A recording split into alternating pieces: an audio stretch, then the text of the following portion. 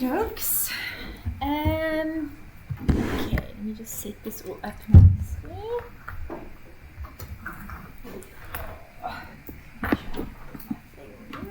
How are you guys? How was your week? How's work been going? Good. You're all settling in nicely now. Yeah. Okay. Usually settle. Good. Okay, let's just have a look at this password. Okey-dokes. Cool. Alrighty. So let's just first find Lightstone.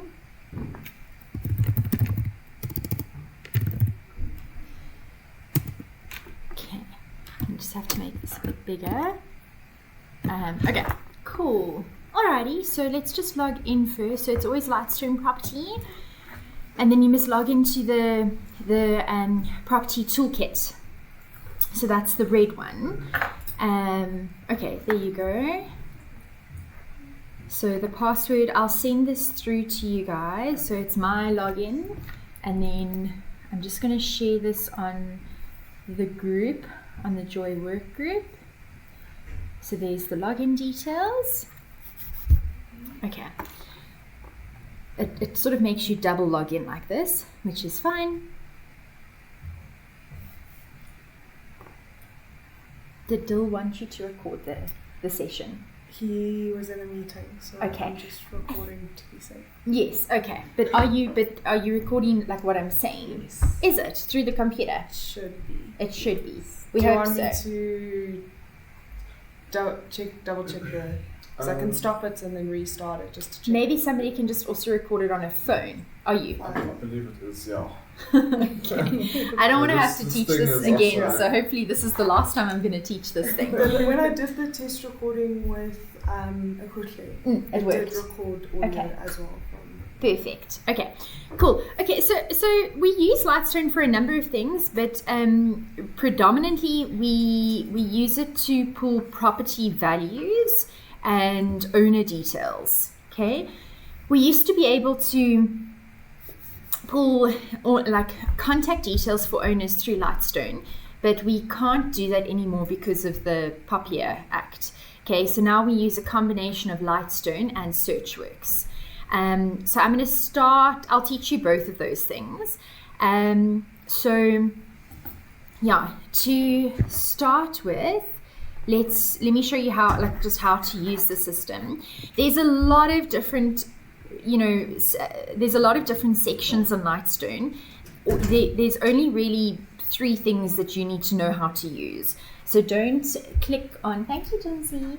Don't click on too many don't worry about all the other stuff, okay? Because you can get confused, and each report, thank you, Jones, costs money. So you must just be careful with what you use. So the reports that we're allowed to pull are property reports. Those are pretty much unlimited and included in our subscription.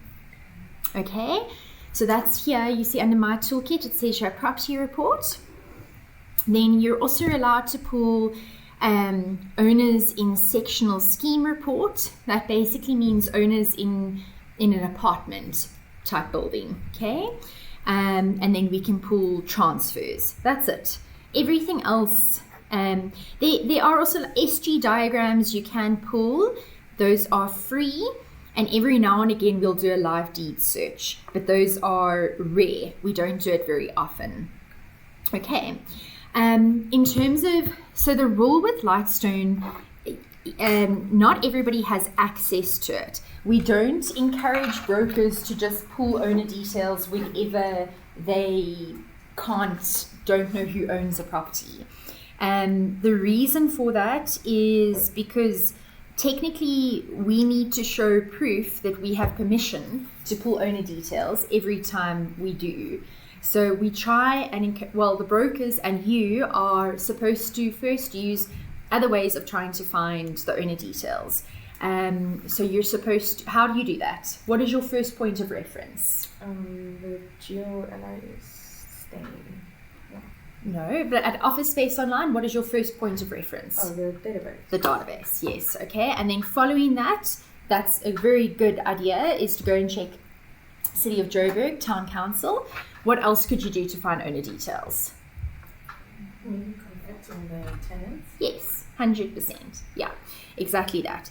Cool. Okay, so let's start with how to pull owner details. So I'm going to go here to property report, and then I'm going to type in, so you can search here, or you can search on the map, or you can search by putting in details here. So for example, let's put in the owners of, let's try, I think it's 55. Let's say 55 7th Avenue. The rule with Lightstone is always type slowly and less is more. So as you type, you're giving the system a chance to go and find the data. Okay, Park Town North. There you go. So I'm going to click. So it's found it. So I'm going to click on that. I can double check that it's pulled the right property by going over here, looking at the map view, going onto satellite and seeing if that looks like the right property, which to me it does, because I can see the tenant. I know that tenant is in the property. And then I'm going to say, so here it's highlighted the actual property report. So I'm going to click property report. It'll then pull it for me. Okay. The property report gives you quite a bit of information. Whenever you pull a property report, shame guys, you must excuse me, I'm a bit out of breath. My diaphragm has like collapsed ever since Comrade, so if I sound out of breath, that's the reason. So a property report gives you like a lot of information, and there's every time you pull a property report, you need to save it onto the database. Do you know where you can save it on the database? Where can you save documents on the database? I'm assuming you will be saving this under town planning. 100% correct. Under documents, town planning. Perfect. Cool. Okay, when we look at a property report, Shame, is it difficult to see? Must I zoom it in a little bit more? Okay, there you go. That's quite nice. Okay. So let's have a look at all the things we get. So we've got land size, we've got the registered land size, and the cadastral. Who knows what cadastral means? Sarah?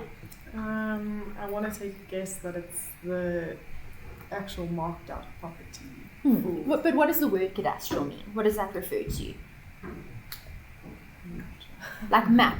Okay, so this is like according to the cadastral map, that is the land size, but the actual registered land size according to the title deed is this amount. So which size do you think we use for sale agreements? The registered. Okay, very important. And this is just the estimate based on the map, right? So City of Joburg has a massive, they have this database of every property in Johannesburg, and they've got a grid line that goes over every property, and they've got like estimated measurements. So that's what that's referring to. Okay. Cool. So you can use everything in a property report to update on the database. So if we go and have a look at this on the database, I hope it remembers my logins. Okay, while that loads. So all of this RE of Earth 285, what does that mean? Does anyone know? Residential area. It's the Earth number. It's just referring to the certain portion. Yeah. What does RE stand for?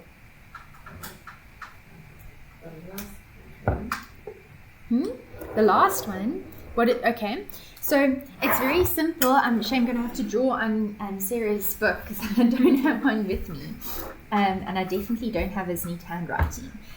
So I'm going to use Ferndale as an example. So back in the day, Joburg was massive farms, Langlaagte, Irene, all these massive farms. Then as people moved to the city, the land got, through urbanization, the land got cut, right? So Ferndale, which is a complex, it used to be one earth. What's earth? Who's Afrikaans here? And show a little bit? Yeah, so it's af. So it means stand, but that's where it comes from. It's Afrikaans. Erf and erfen. So this big, at the moment, there's now 7 homes there. But originally it was one earth that was called Earth 928.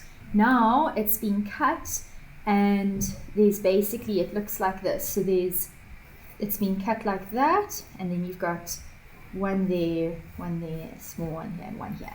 So this becomes, when they cut it, the way they name it is this is portion 1 of 928, this is portion 2 of 928, this is portion 3 of 928, this is portion 4 of 928, this is portion 5 of 928, this is portion 6 of 928, and the property with the original house on becomes portion 0 of 928, or the remaining extent of 928. Okay, so that's what that means. So if you need to read that out loud or write that in a sale agreement, you would write it 0, remaining extent, or 0/285, and that's what it means. Okay, cool. There you go. Okay, so here I've got all this information I can update under town planning, because I've got the earth details, the township, and then here the street view. So we use this when we're doing valuations to measure properties. We use this to see how many stories the property has. So I'm going to show you how to do that now. Then you can see here's the last sales price and the sales date. You've got a street map and an aerial map. It tells you who the owner is, so it just gives you the registered entity. If there's a bond registered on the property, so before it would show us who bought it, who sold it. It doesn't show us that anymore, but it will show when last it was sold, right? Here it shows you a little bit of information on the other transfers on that street. It's not always relevant. Why?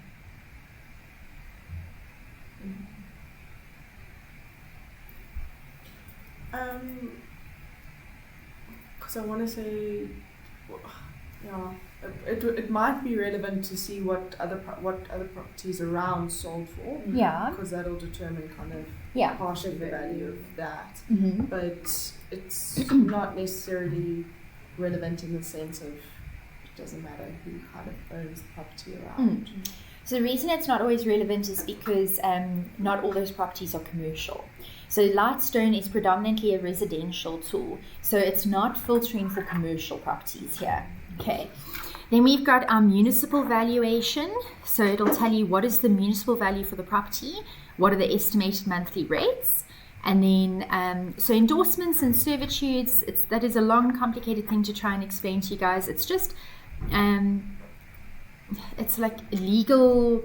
So sometimes a servitude, sometimes if you've got two properties that are next to each other, there could be a servitude that says, a part of the driveway for this property is on this guy's piece of land, and there's a legal document that says this guy can never block this one's driveway. It's something like that. Or for example, all the properties on Oxford Road have a servitude for the car train. So the car train has the government has the right to build, extend the car train, which would affect their property line. So they're not allowed to build out a certain, I don't know how. So if this is the house and this is the land, they wouldn't be allowed to extend their house too much this way, because technically car train has the right to this amount of their land for the tunnel on Oxford Road.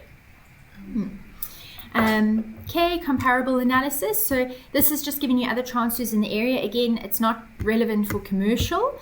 And then trends, this is just showing you, what sort of where things are selling and what's registering. Amenities, this is showing you nearby, again, it's not super relevant to commercial. Cool, so you would download this and you would save this under town planning, and then you would update this information on the database. When we do valuations, you would pull transfers and then you go into each property and you'd need to measure each property. You can also measure properties on City of Joburg, and it's the exact same system. So you see this little thing here, that's the measuring tool. You would click on that and then you outline the property. Usually with commercial, we only measure the main house. We don't measure like huts and Wendy houses and all that sort of thing. It is very much a guesstimate, and it's best if the broker who knows the area is doing, but that's not always possible. So you need to, as best as possible, you need to outline the outside of the building. So you basically just click each little outside of the building and to make a complete shape. So I'm going to measure it along, and you try to make it as accurate as possible. It is sometimes a little bit difficult. You just try to do it as best as you can. It doesn't have to be perfect. I don't usually do it like I do it a lot quicker than this. Okay, and then I'm going to say there. I don't know what that is. I feel like it's probably over there. Sure. Okay, sometimes it is a little bit difficult. I feel like that's a patio. It doesn't look like the roof. Okay, and then I'm going to take it back here. So that's giving me 531 squares. Then what I would do is I'd go to the street map, which should have loaded here. Oh, it hasn't loaded.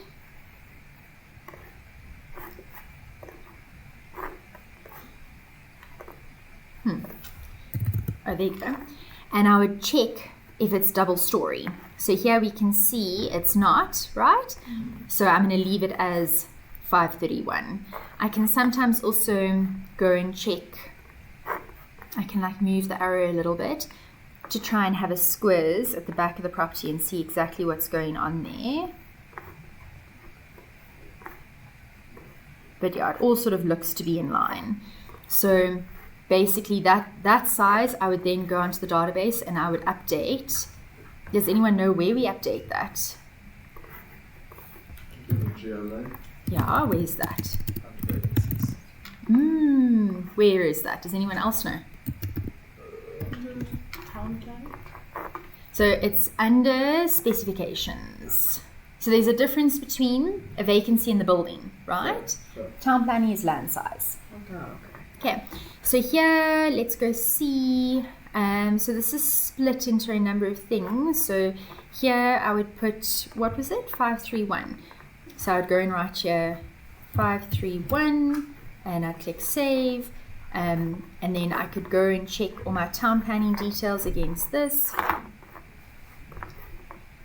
So let's have a look. So I would change that slightly to 1.3, and the owner details are different. Now these are the owner details. How do we write PTY? Bracket. Yes, nice, Luke. Well done.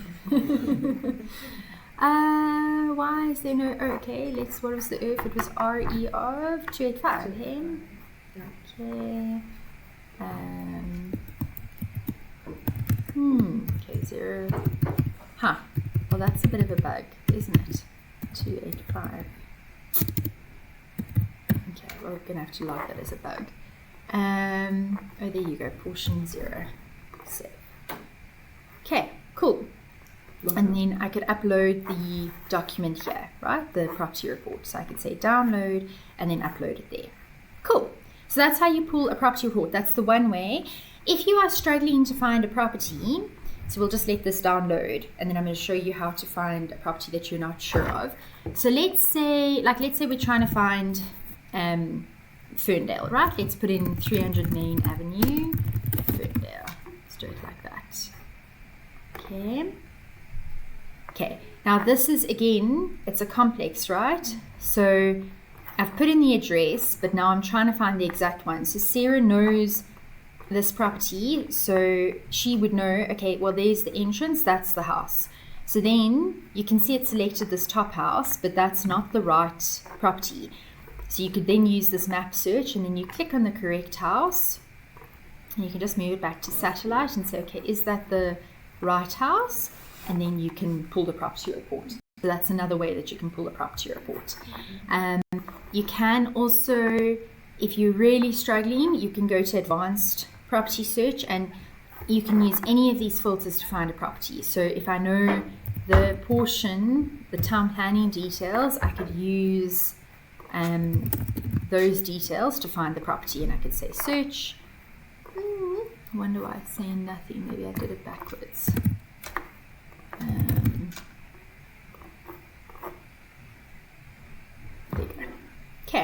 That's how you do a property report. Oh. Is everyone clear on that? Nothing complicated.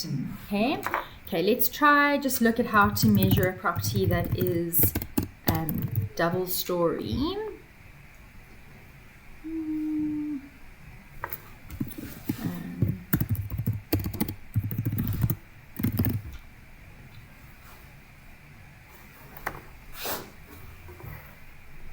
Do we all know Albury Office Park? Yeah. Okay. So again, I'm going to use this map search to try and find it. Oopsie. Okay, wait. Let's have a look here.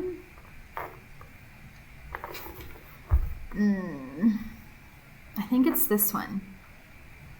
So let's click on that. Okay, it's giving me the whole, it's obviously, so it's one piece of land with all those properties on it. Actually sectionalized quite weirdly. Okay, so there you go. So let's say property report.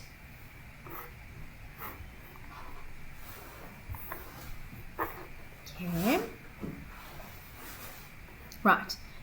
So let's go and try measure this. So I'm going to again click on this little map thingy. And then I am going to outline this building. So here we go. So we know Albury, so we know some of these things are balconies. Does this seem correct? And I'm going to go there. We know that big white section is the deck, I think. It is the deck. But what else do we have? You all been to Albury?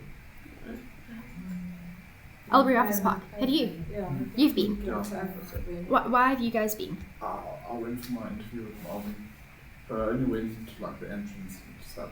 And you? Well, it was a viewing I had to do, but I think when there was nothing available at that time. Oh, okay. So basically that is a balcony, but underneath it there's and that would be very difficult for you guys to know. But okay, if you do know the property, that helps. So I'm going to select that and I'm going to show you what I'm going to do. So let's carry on outlining this property. Okay, there you go. That's a balcony. Okay, so that gives me 988 squares.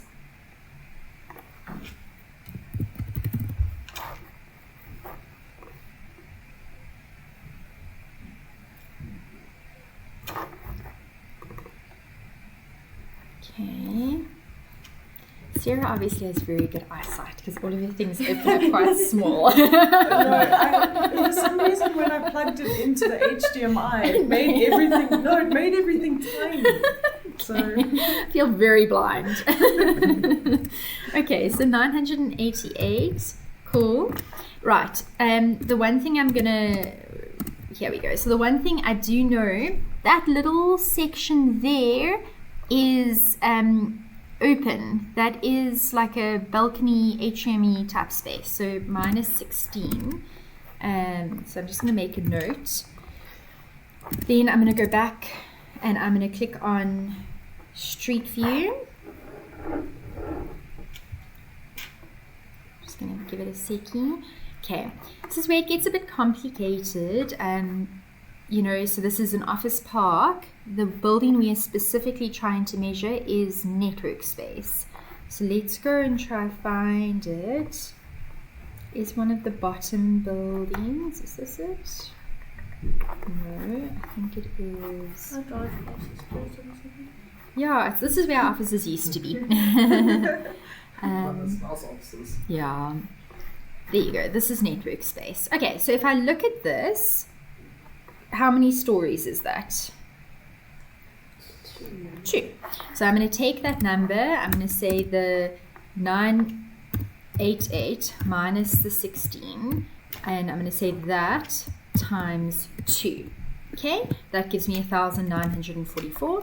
But I happen to know that this section here, which you can see does look different to the roof, so we know it is a balcony, but I know underneath that there is that lower ground floor unit. So I'm just going to deduct the upstairs because it's not double story, that little section. Okay. So I'm going to go and measure that. That particular section is 89.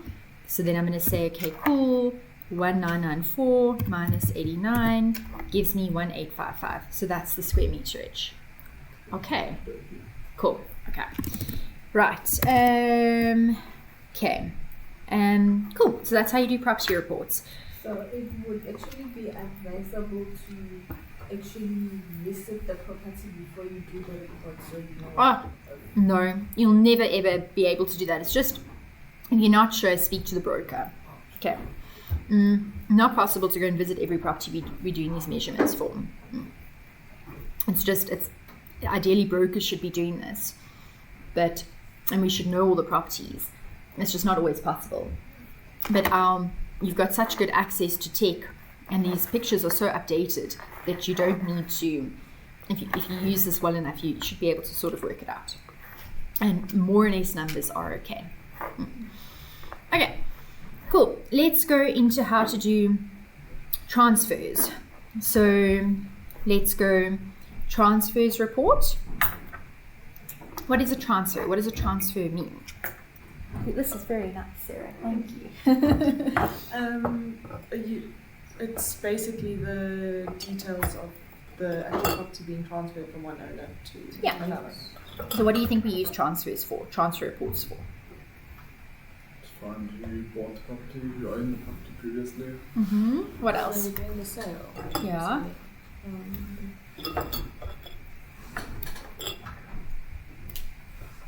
What do people ask estate agents for all the time?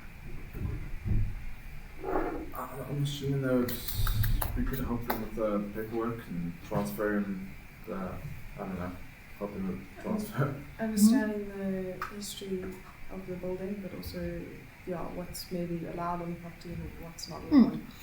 So, valuations. What is the property worth? Okay. So, right. So, to do a transfers report, usually in commercial, we do it by road, not by area. Because usually, properties on a specific road will all be commercial, right? Whereas when you work in residential, like Blegauri, you can just pull on Blegauri and you'll look for all the little residential homes. But if you think of Parkhurst, only the properties facing 6th Street or 4th Avenue are commercial. Okay, so so what you'll do first, you're going to change the property type to freehold. Then you're going to say possible land, no, so no vacant land unless you're specifically looking for vacant land transfers.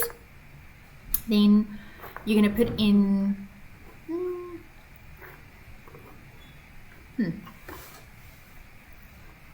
it's just having a bit of a moment. Okay, so then what I'm going to do, I'm going to put here Keys Avenue, Rosebank. Okay, and I'm going to put Rosebank, and then I'm going to put the sales date. For transfers, we always pull the last 5 years. So I'm going to say sales date, custom date, and then I'm going to put to today, and then I'm going to say 5 years from today was 2021 May, right? So I'm going to say 2021. It's crazy. So I'm going to put that in, and then I'm going to say search. Okay. Sometimes you're going to get lots of lines coming back. The 1 to 30 is free. Usually that's all that we'll pull. If it gives you more lines, you'll still go with 1 to 30. The only time that changes is if we have very little data. So you'll only see, if you pull it and once you put the valuation together or all the transfers together, you might say, okay, we don't have enough data, so then you'd pull extra. But you want to be careful because it does cost us. So I'm going to say get report. Then it's going to give me a list of all the transfers. And then I'm going to say export via Excel. Okay.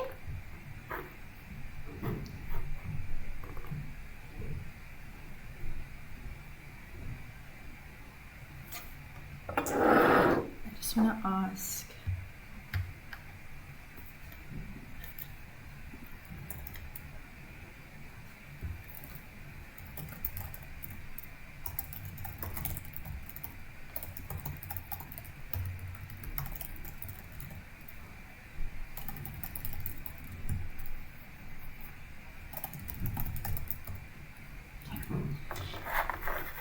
So this is what it's going to look like.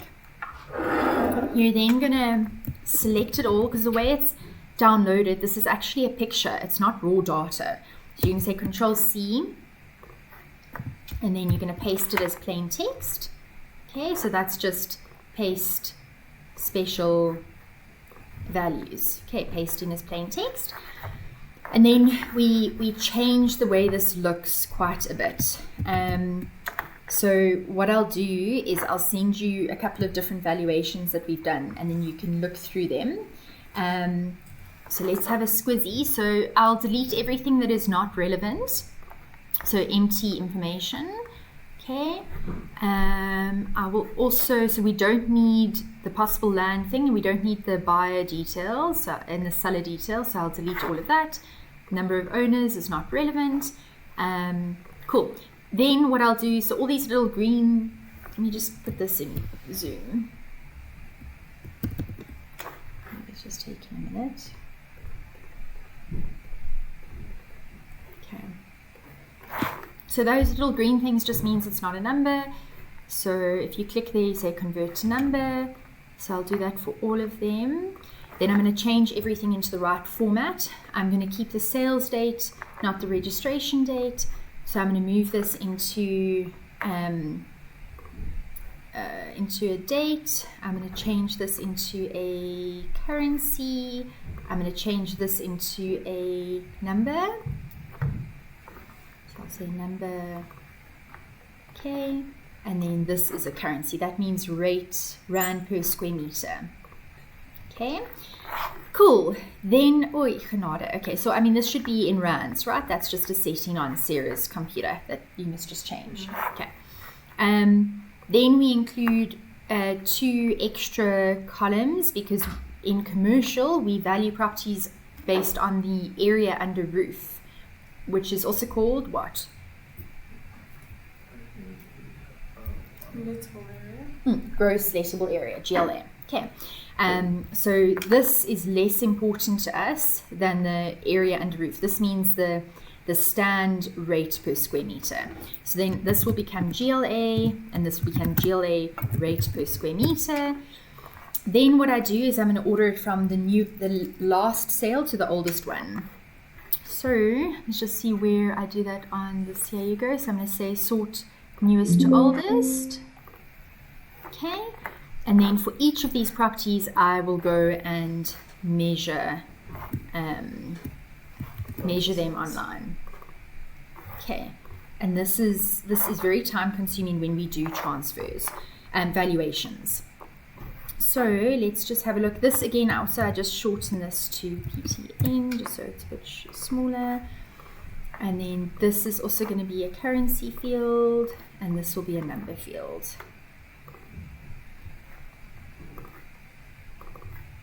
Okay, cool. Then I'm going to copy this title deed number. I'm going to go back to Lightstone.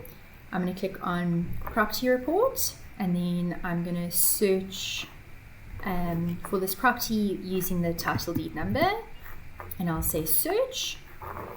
Sometimes more than one property can come up because somebody could have bought multiple properties at the same time or whatever it might be. So just double check that it's the right one. So we know we're working on Keys Avenue in Rosebank, so this is the right one. So I'll click property report, and then I'm going to go through the exact same process that we went through now. I need to measure this property. So 44 keys. This looks, unfortunately, it looks like it's been developed. So let's say street view.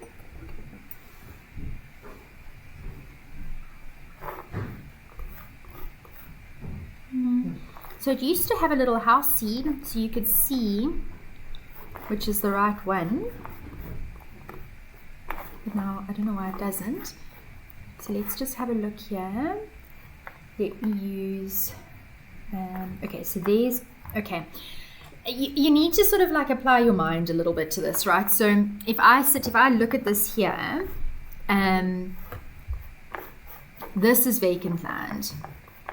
That's vacant land. There's a little house and here's a big development. If I compare that to this view,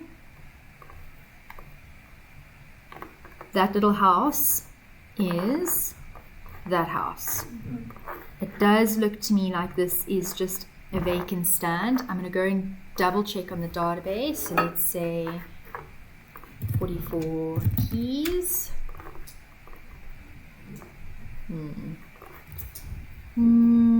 What else can we put in? Earth number. Portion 1 of 149. So it could be a residential property, which might be why it's not on here. Okay, oh, this is 42 keys. Let's just see. I wonder if something happened. Let's just have a look here.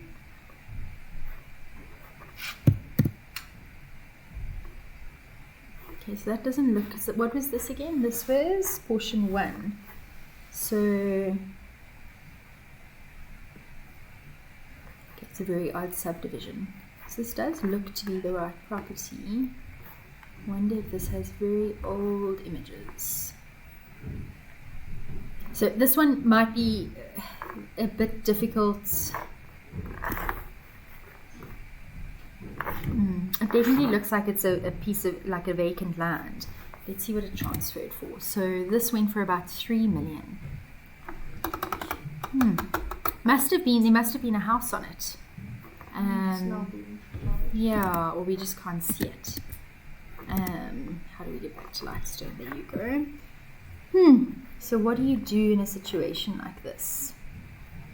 It does look like there was. Like it was there. Okay, so you can also sometimes do Google Maps will let you see it back in time. So let's see here. Here's April 2024. Let's see December.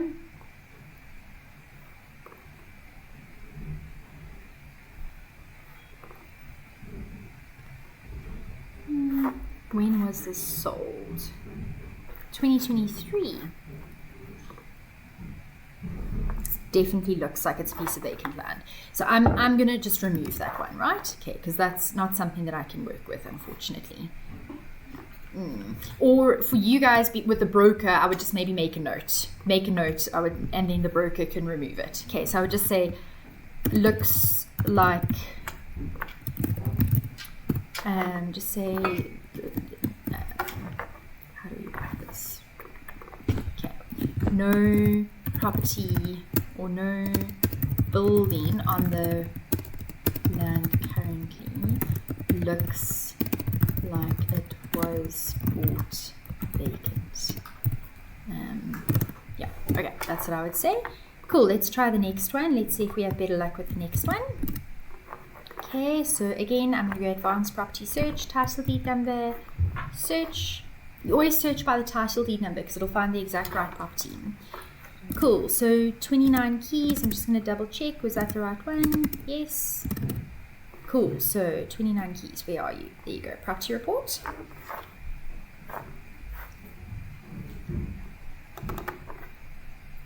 Okay, so here we have a house, which is good. Very difficult house to measure. Let's go street view. And let's also just look for it on the database. So you see how you want to use a couple of different systems. It's like a little bit of a research role. Keys, search. Okay, what was the... It's actually the right one. 29 keys, 1575.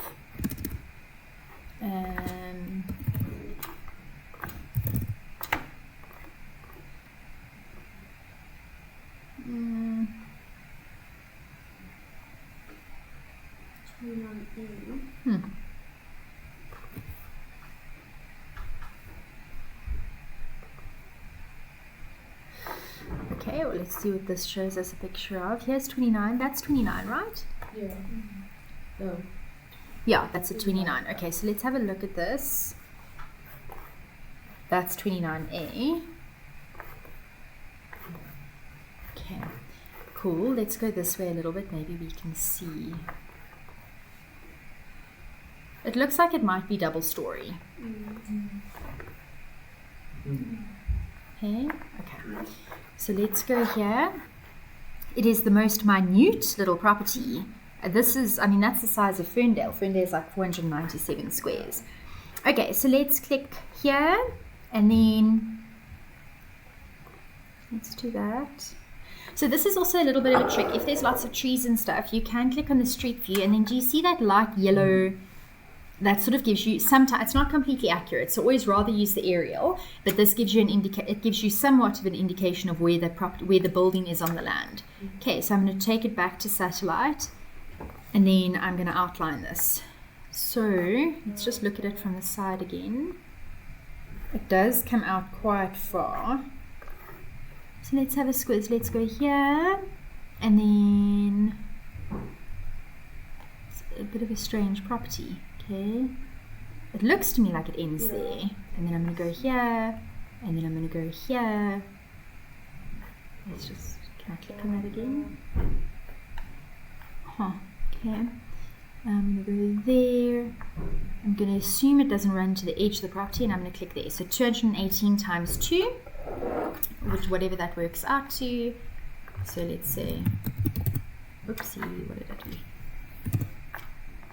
Okay, 436. So then I would go back here and I would type in, okay, I did a little bit of a bad thing. I should have shown you how to make a dynamic cell.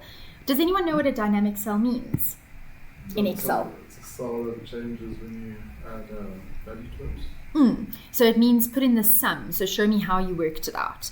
So the broker, if something doesn't make sense, the broker can go into the cell and see what you did. So I'm going to say 218 times 2. That then gives me my GLA. This sum is just going to be the price divided by the GLA. And then I'm going to pull that down for all the cells. Okay, cool. And then this should be currency. There you go.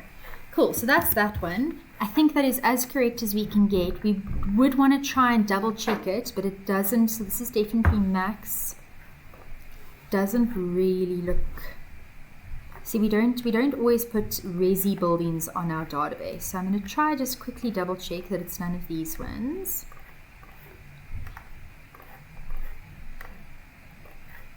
Okay, what was it? 5. Here was portion 5. What was a portion of what though? 157. Okay. I think there must have been a bug on the database that all of our Earth numbers have just disappeared. Let's see.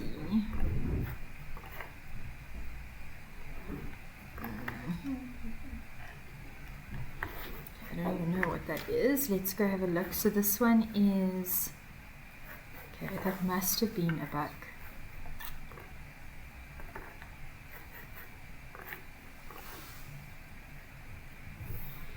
Sure. What number is that? RE1 of 157. So it's not the one next door.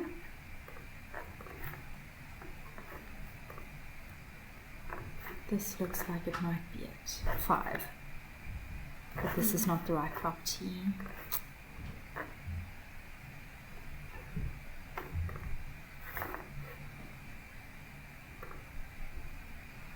Yeah, so this is long ago.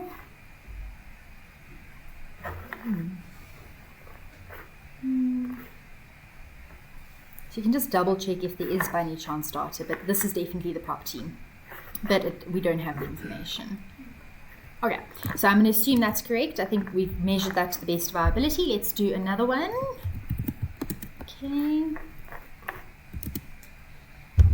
let's go here, toolkit, advanced property, title deed, control V, search. Okay,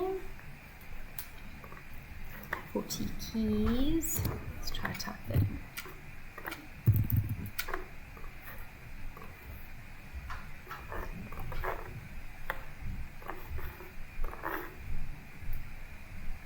Okay, so here's the property. Okay, this looks like another development. Let's click street view. So with these sort of properties, it does help to double check the database because we might have older information. So here's 40 keys. let's see what info we have.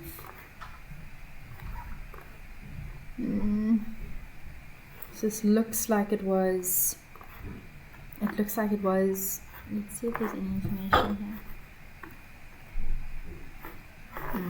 So there is a COM, it's just not showing. That's, yeah, a bug that needs to be loaded, fixed. Let's see if this shows anything. This looks to me like a house. It very much looks like a house. Okay, let's see what shows here. But then it says that the company that bought it looked like a development. And that would make sense because now it looks like it's flat. Exactly. Let's have a squiz.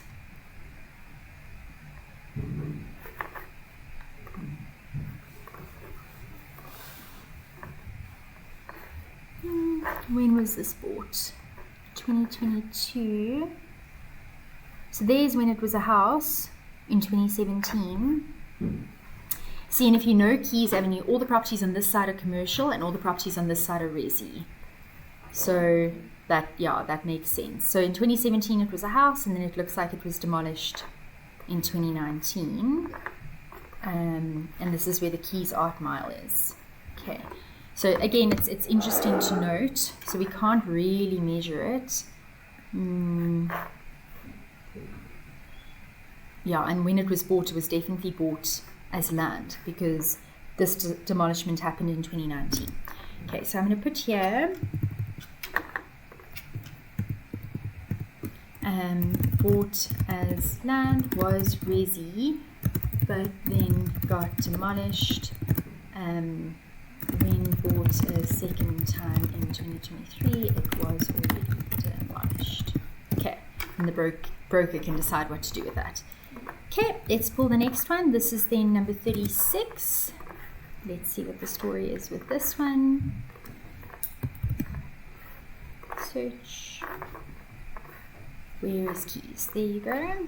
So, from a property point of view, is vacant land, like in the area that's been bought as for development, a good thing or a bad thing? Like, I think it would be a good thing in a sense of obviously the land's going to be developed, but that land could stand vacant for quite a while. Like, it's still standing vacant, which sometimes can cause obviously issues and stuff in there. Yeah. So, it's like with our property in Ferndale, before it was developed, when we first moved in, it was this massive old house, and it used to be a commercial property, but then those people moved out and there was just this caretaker, and he was this drunk caretaker, and he didn't look after the house, and then it was bought by a developer, and they put up a 4-story 100 development unit right next door to our house. We got over 100 objections, but we couldn't stop it from going up. And it was difficult for me as a person in property because personally I didn't want a massive apartment block right next to my house, because the way it works is this is our house, this is our garden, and here's the flats. So obviously I didn't want that. But from a property point of view, it is a good thing because I'd much rather have a brand new development that's beautiful and well taken care of and secure next to my property than an old decrepit house. And if there is development in the area, that is a really good thing because it shows investment in the area and it shows positive investment attitude towards the area. It also means generally, from a residential point of view, younger people are moving into the area, which is really good. It means new money and all that sort of thing. So yeah, it's not a bad thing. If land's been bought, it's probably been bought by. If it's sat for a long time, a lot of the time developers run out of money. So if it's been bought again, it's probably a good thing. It's probably been bought by somebody who has plans for it or who can afford to do the development. Yeah. But it's a double-edged sword. Okay, so let's have a squizzy. This is number 36. Here we are, development again. Shame, this was a bit of a bad road to choose for you guys, but this is something I needed to do. It's for property. The reason I did it is because the owner of number 29 Keys, she has been approached by the very same person that is buying all these properties, also to demolish. So she's trying to get an idea of what her property is worth. And there's a difference between what her property is worth and what a developer will pay for it. So let's go and have a squiz again at this property. So let's say Street View. This was number 36. So let's go and have a look at number 36 keys.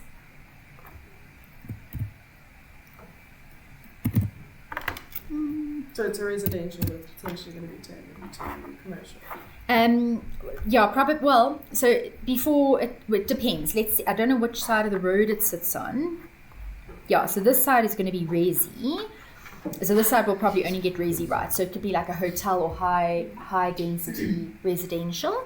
This side will be mixed use. Okay, so let's have a squiz. I wonder if it's just this. Is there 36?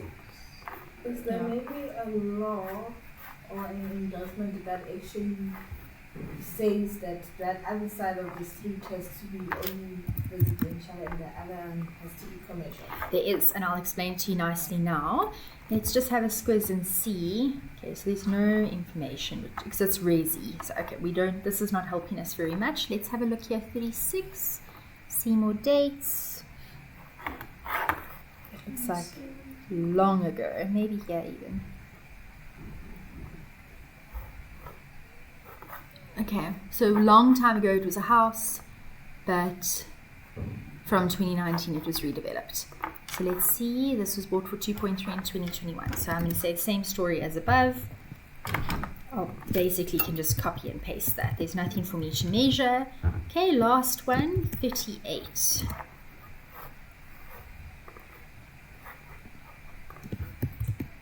Okay. Would it be often that the developer would buy like a couple of properties next to each other and then smash it into Yeah, one? 100%. Yeah, because the bigger your land, the more you can build. Yeah. Okay, so let's see which side of the road. This is again, same story. Also 2.5. Let's just double check here. So this was bought in 2021. 38. Let's try search here. So much money just to demolish it. Mm. But what you can develop and then sell for, that's how they'll make their money back. So this is resi again. We've got a picture, which is helpful. Okay, so it's definitely a house before.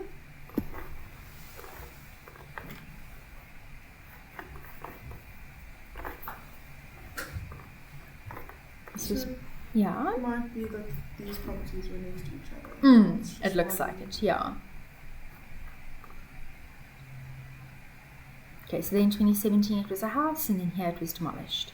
So it's exactly the same story. Okay, but this is still very useful to my seller because this is showing what he's bought other properties for. So I'm probably going to look at the rate. This will become, in this instance for this valuation, this will become quite important. So the property that I'm valuing is number 29A keys. So let's go and try find that.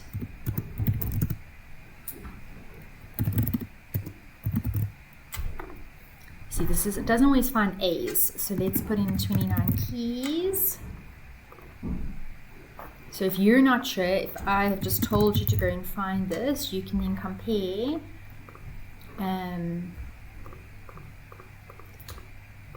Okay, so let's have a look. You can compare Google Maps to the Lightstone report. Okay, so there I can see which one it is. Okay.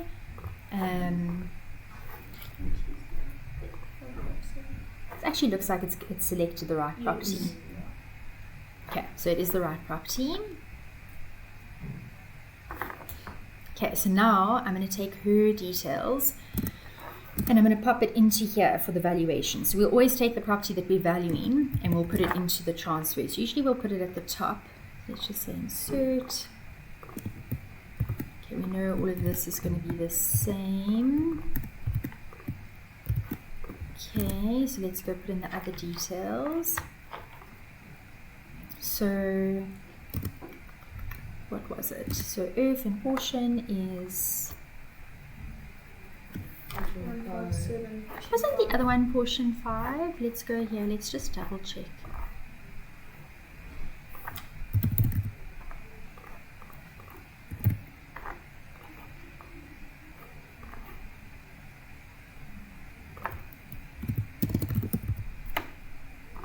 you guys can play around with that for a bit until it comes up. It came up before. I just know this is the building owner. I thought that Resi house was portion 5.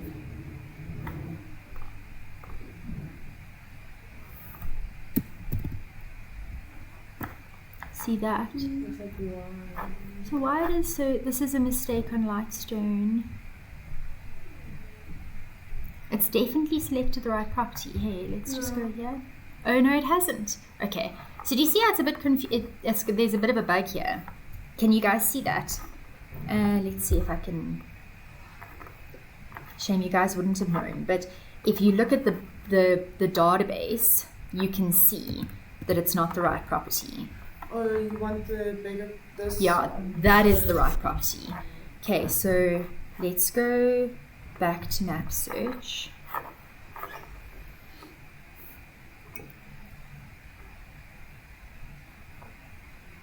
And then let's select the one next door. This one. Yeah. There you go.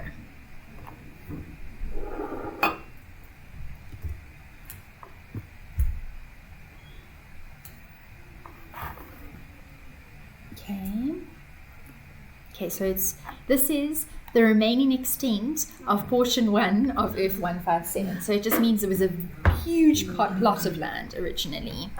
Okay, so let's go here. So we're going to put an RE of portion 1, and then what was it? 157. Yeah, 157. And then street number is 29A. Sales date. How do they write this? Let's see if it'll just translate that for me. Right, 0510. When was it? 2010. 2010. Sales price. I think it was 4575. Hey, 4575. 4575. 1, 2, 3. Okay. Cool. Stand size. Which one do we use again? The 1179. Yeah, registered, yeah. So 1179. Here I'm just going to have to do the calc. Right, so that's now a nice dynamic cell. GLA. So this should be on the database, and I do believe that it is. Here it is, but we can double check it to measure it. It's quite a difficult property to measure, actually. So, shame, and I don't know how you would be able to see this. It does help to compare it to Google Maps, but you can't actually see. This is actually a little cottage. So what's happened is the developer bought, remember this was that Resi land. Yeah. He bought this, and now he wants to smash it down. The problem is, part of her cottage sits on this piece of land. So if he demolishes it, it'll affect that cottage. So we have to figure out how much does he need to pay her for demolishing, for what effect that'll have on the cottage. Okay, right, so let's go here, let's try and measure this. So I'm going to click on my little measuring tool, and then I'm going to try and make this, yeah? It looks double-storied. Yeah, so we'll double check from, but it is. Yeah, so I'm going to click on the outskirts of this, clickety, here, there, okay. Why was it so skew? I don't know. It's a very strange building. It's like an Art Deco building. It's a very bizarre little building. Okay, 343. So I'm going to say 343 times. Let's just go double check. So let's put our little. So remember, we can do our street view. So on this property, Joe, we won't include then the little cottage. Like when You will. It's part of the area under roof. Okay. It's not single story. It is double story. It's very high. It's very difficult for you guys to see this. You can try and have a look from the Jan Smuts side. Let's see if you guys, I think it's just, I don't think you'll see, but let's see. There you yeah. Okay, we're lucky because the billboard wasn't up. So there you can see that it's double story But quite then clearly. It only looks like it's a portion of the roof that's actually double story. Yeah, that is correct. Okay, so let's just see.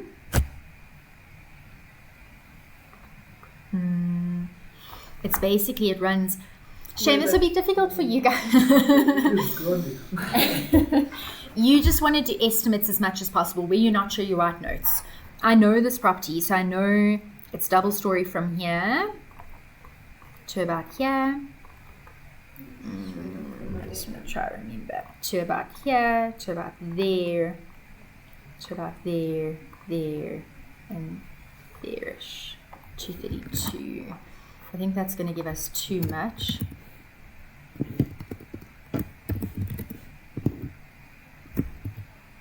$575 plus. Okay. So for this one, Talana, I would actually go through and just have a look at it again, but as the broker. This is the cottage, which is quite easy. That's 77 squares. So that gives me my total GLA. That's probably more accurate than that 525. Well, that's a better idea. I would go with the database just in this instance because we've worked in this property for a very long time. But if you were to measure it, that's what it would give you. Okay, I'm going to leave that in there for now. And then I'm going to say, okay, there's my rate per square. And then I would highlight this.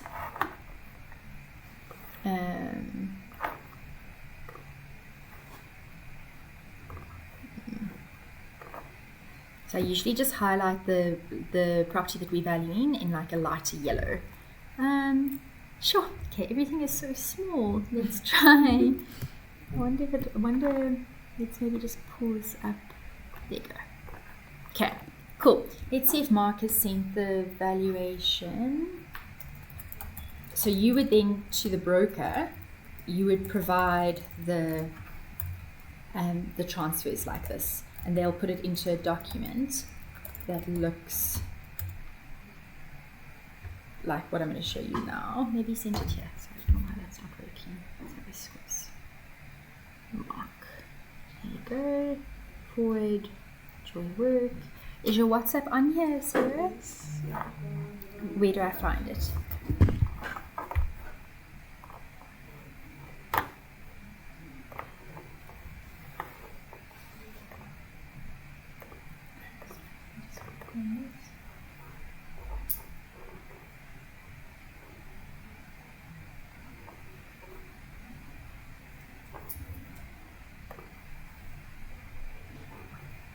Enjoy work.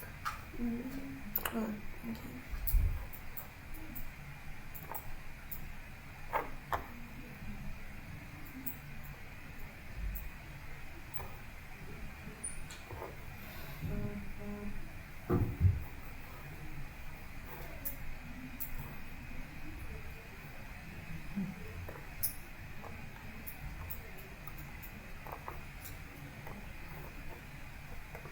Just open. Oh, there you go. Perfect.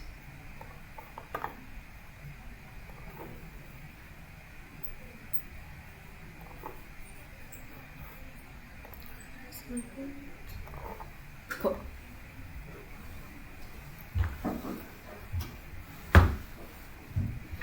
Okay, so we then put together a valuation that looks like this, which in time you'll learn how to do.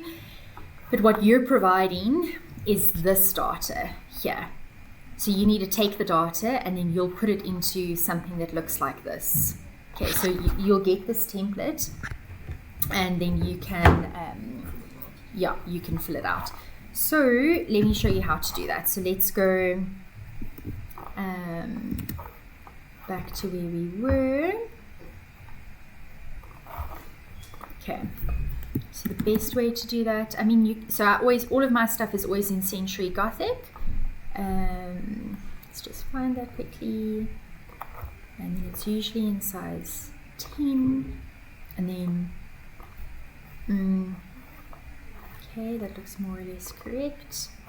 Okay, this comment section I'll probably make a little bit bigger, not as big as that. Let's go like that. and then I'm going to say wrap text. Okay, and then let's go and select that. Yeah, that's okay-ish. Let's maybe make it like that so it's nice.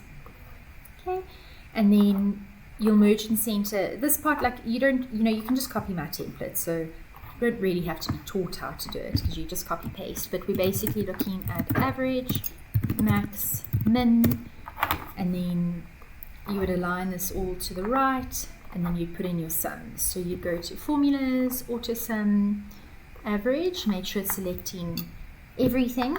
We're not going to include this property because that's not a transfer, that's just what we're valuing. Okay, and then I'll pull that along for all of them. I'll have to come and change the formatting because it's going to pull it along as currency. Then I'm going to do max, but it's important you can't select the average, right? So it's just the actual data, and then min, so from there to there, and then I'll pull that across as well. Okay, cool. And then this would all change. So I think this all goes into capitals, and you insert the little headings and all that sort of thing, but you can just copy the template. Okay, and then you would send this to the broker. Okay, cool. Does that sort of make sense? Okay.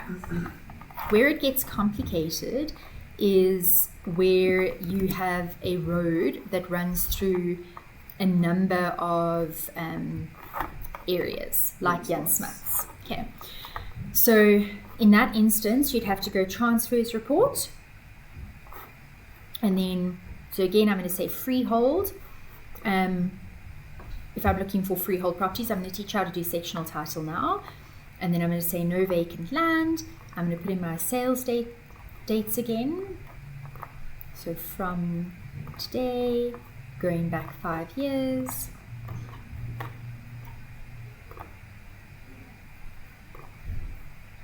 Okay. And then I am going to put in, so I'll put here Jan Smuts, and then you'll have to go and select every single suburb that it runs through. So I'm going to start with Rosebank. It would sometimes, it depends. The system, it doesn't work perfectly. So sometimes you can try and do it all in one go and see if it does that properly.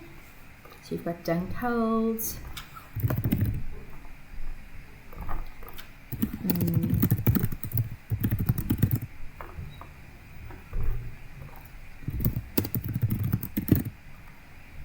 Okay, it runs through Parkwood.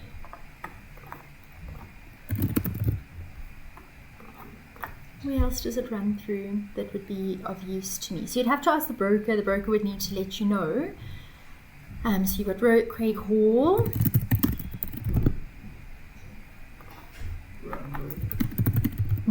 It's not really Randburg. So Randburg, what is Randburg? It's a municipality. It's not a suburb. Okay, so Jan Smuts, Craig Hall Park. Okay. Okay, and then it's Blegauri. So Jan Smuts, Blegauri.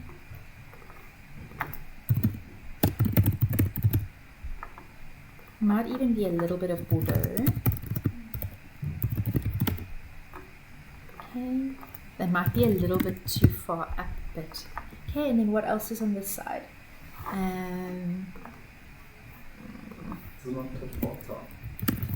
It does, but then that becomes a bit of a yeah, you are correct. So we can do that.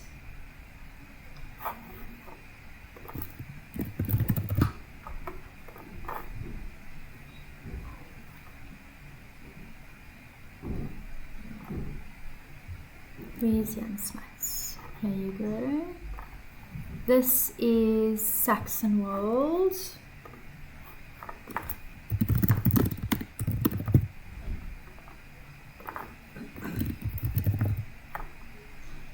Okay. And then Forest Town. Yeah, I think because Forest Town is Oxford, but let's see.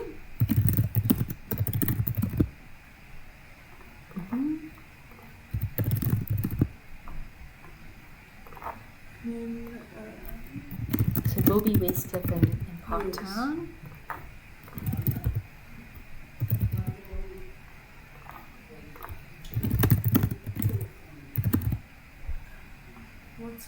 there's one little one just next to Westcliff. There by Zoo Lake. Like Park View. Yes. Yeah, so Jan Smuts Parktown. Put that in.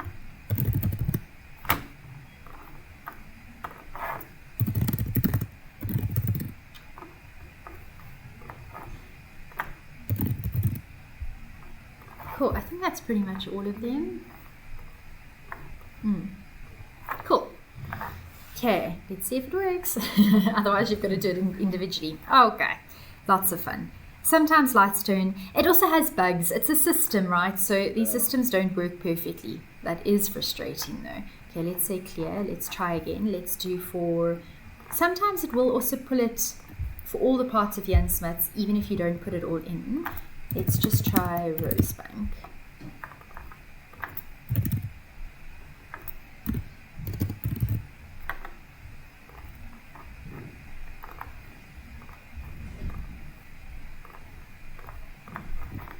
So transfers is a very tiniest process. So when you do get it as a project, you should start on it immediately. You should be able to get it done easily within a day, but it is time consuming. Okay, so search. Why is it saying nothing? Let's try to remove that. So remember the rule with Lightstone, less is more. So if it is giving you bugs for whatever reason, it could be because we've put in too many filters. So let's just try Jan Smuts and let's see. I don't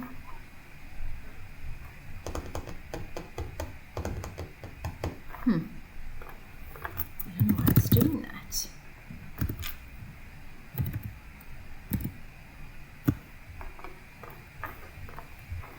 Might be that there hasn't been a sale. That can't possibly be the case, but let's just see.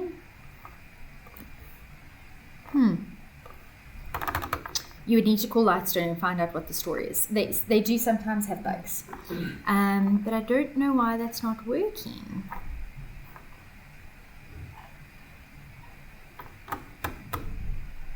Doesn't make sense. Let's try Oxford Road.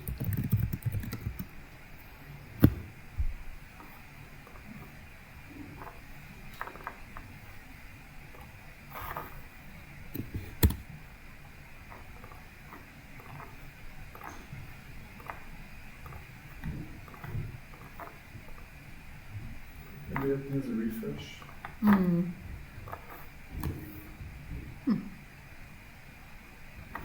Lightstone's been having a few bugs lately, so I don't know if maybe that's the problem. But yeah, you can always just type in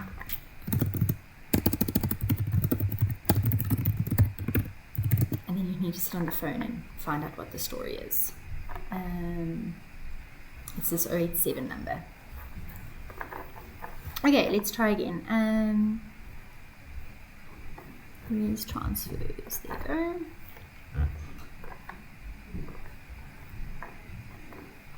No vacant land. Let's try Oxford Road, Rosebank.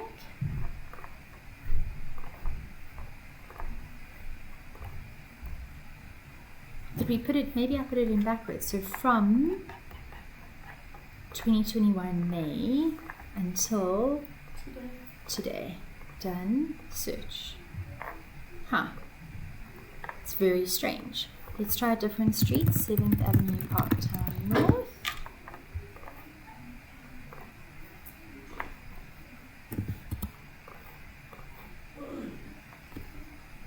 I don't know what's going on with those big arterials. It's definitely just a bug. Yeah, so you definitely need to find out. It could be that there haven't been any transfers in Oxford over that time. It could be, but it's unlikely. Okay, so here's all the transfers for 7th Avenue. So again, we'd say Excel export, and we go through the same process. These ones are a little bit easier because there won't be any developments here. There might be like one. Let's see where that opens up. So again, Control A, Control C, and then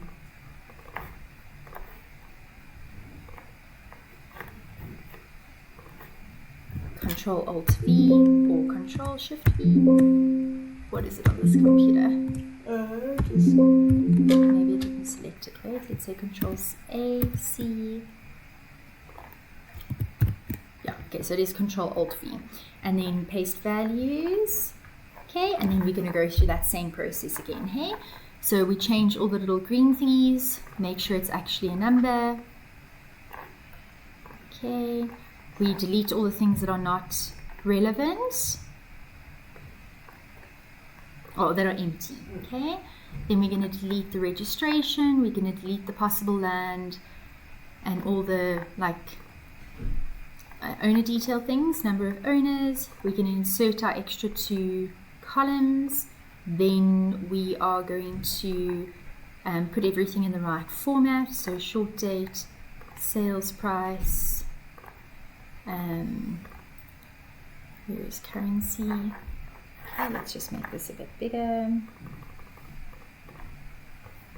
Okay, let's write in the right things here. So GLA, and then GLA rate per square meter.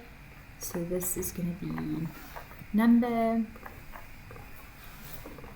with no decimal points, currency,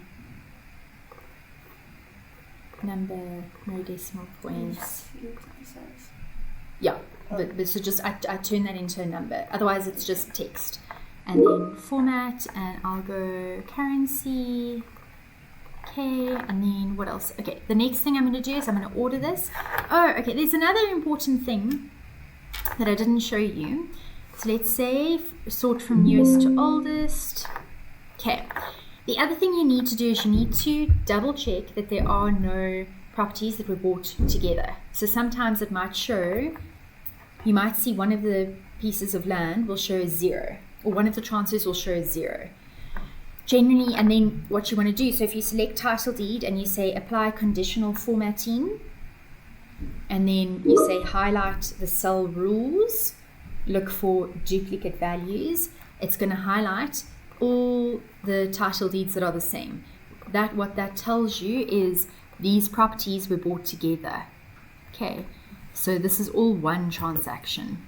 And you can see that because you've got the exact same number again and again. So with those ones, you merge the data here as well. Okay, so what I would do in that instance is I would remove all of the duplicate data. Okay, that's the same. Let's just do it like this so we can make it nice and clear. Okay, so let's go like that. See all the same dates. Okay, delete, delete. Here I would add this all up, so I'd have to go equals because they bought all those pieces of land, so I have to add it together. So plus 2552 plus 1276 plus 1131 plus 1307 plus 1421. Okay, what does that give me? Okay, that's the total land size. Okay, again, I'm going to make these into dynamic cells, right? Okay, so by the GLA rate per square, that sum is the sales price divided by the GLA. I'm going to pull that all the way down. Okay, and then this, the stand rate per square meter, is the sales price divided by the land size. Okay.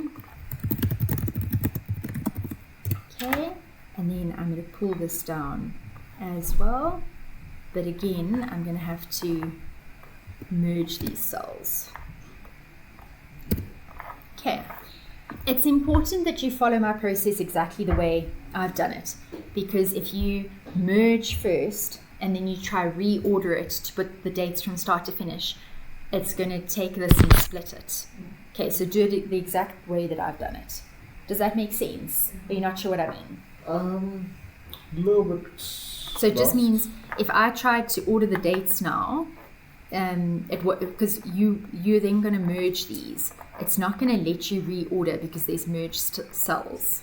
So everything that I just did, all the edits that I made, you just follow the exact same process. You can't just sort of remember, oh, she did this, then she did that you must follow the exact same one, because otherwise I'll show you.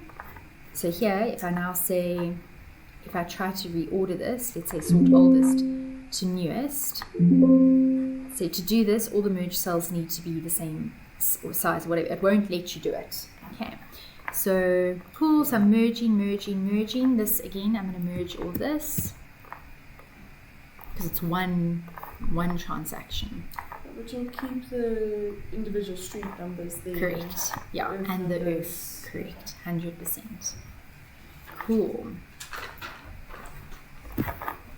Okay, and then I'm going to do the same for this one as well, right? This we can also now delete because the title lead numbers are the same. Okay, so let's do the next one. Okay, so delete.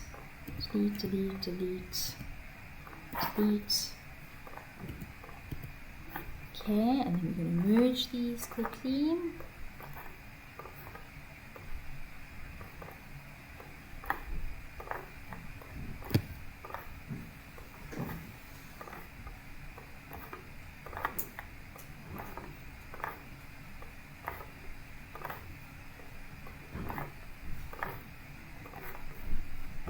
Make this into a dynamic cell.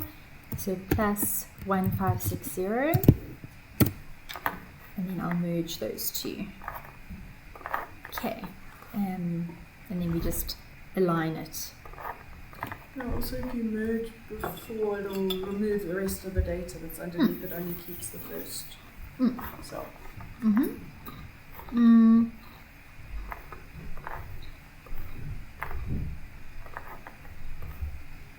Cool. Now I'm just making the average, max and min stories.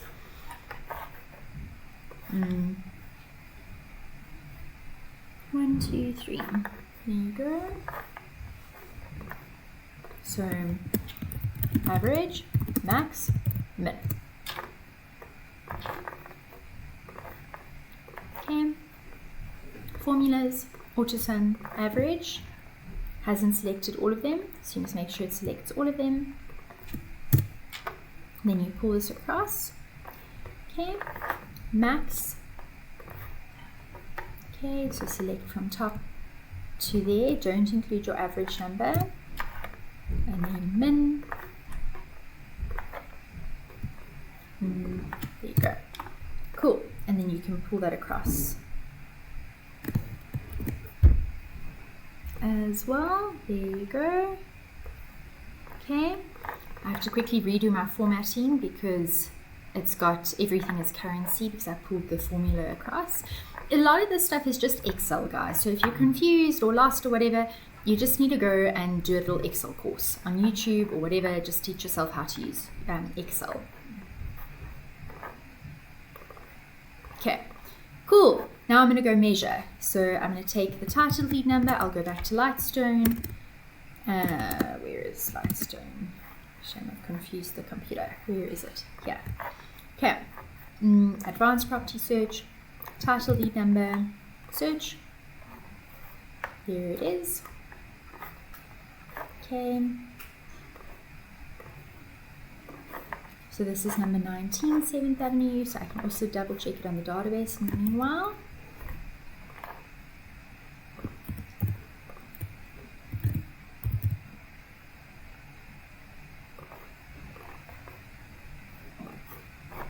And as you pull the data, as you work out the GLA, update it on the database. Okay, so here I can see it's 400, so that helps. I can put that in, but you should double check it. So let's go and have a squizzaloo. Cool. Lots of trees again. So let's do let's turn it into street. We can see, okay, that's more or less the extent of the property. I have no idea why it's showing like that, but that's pretty much the extent of the property. There is actually a little cottage at the back, which it's not showing. Alright, so let's try and measure this.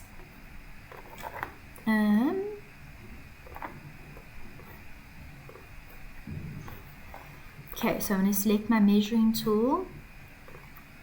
I feel like my eyesight is just getting worse and worse. Let's try go street. We might need to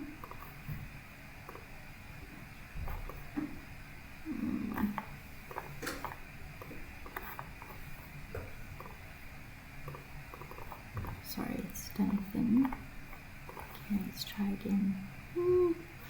Sure, this one's very difficult to see where it starts. I think for this one I might measure it like this. I don't think it's going to be super accurate, but I might have to.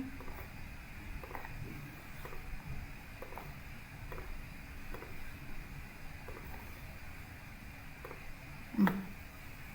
216. It just seems very difficult to measure. Okay, I can do it more or less.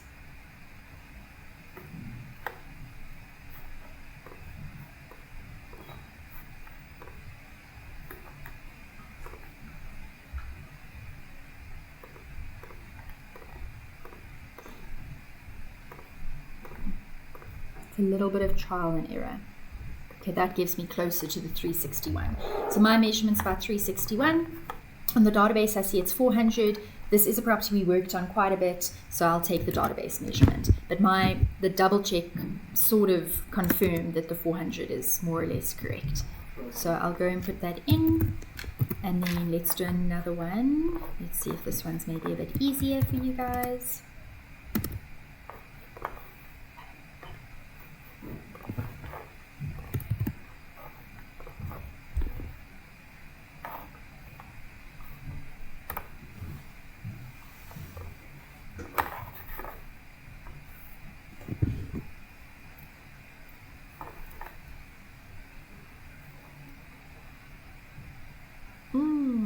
Okay, so important to remember, for commercial, the properties that face the road are commercial. A lot of the time, the panhandles, does everyone know what a panhandle means? So it's just like this. Let me show you from the street. It's where the actual property is behind the main property. So it's like this, they sit like this, right? This is the back property. And there's just this skinny little driveway coming up. So this property only has a gate that faces the front, but the whole property is sitting at the back. That's called a panhandle. So a lot of the time the panhandles won't get commercial rights. So meaning that this is most likely a residential property. You can double check that it's residential, and that is also part of your job when you're doing these valuations. You want to remove the residential properties. Would the driveway then fall under that section of where the front owner can't develop on that portion of land? Okay. So you can see here, it says usage category residential. So I would remove it. Unless for the transfer reports, it's only on commercial. It's very difficult. You do want to try double check. So let's just try see if there is anything on the database about this property. Here's number 54. Let's see.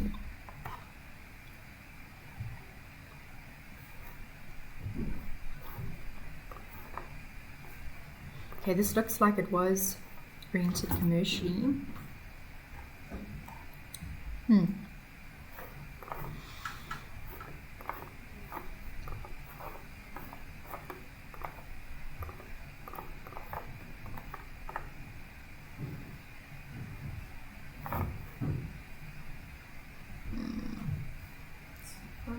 Yeah, I don't think this is, but let's just 54.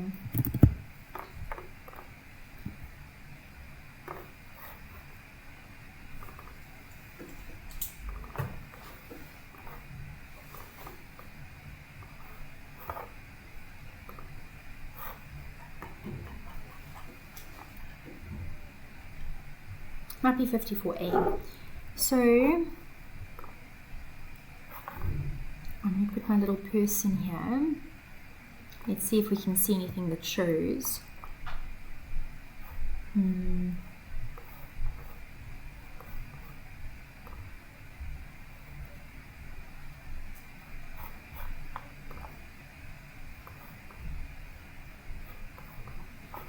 which side it sits.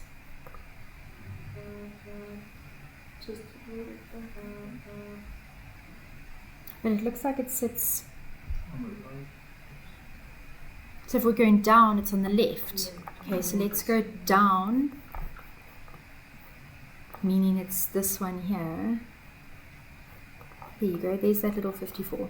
Okay, that looks very much, it looks very much resi. There's no sign that shows that that's commercial.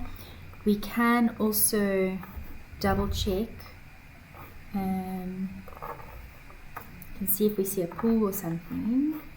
So let's say satellite.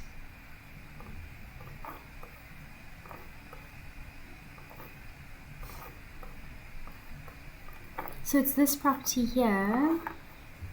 I mean, it very much looks resi.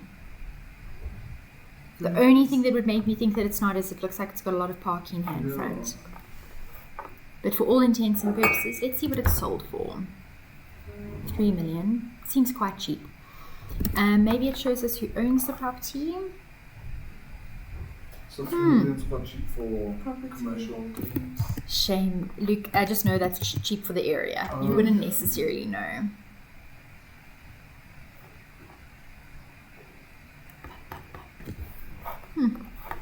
It might be commercial.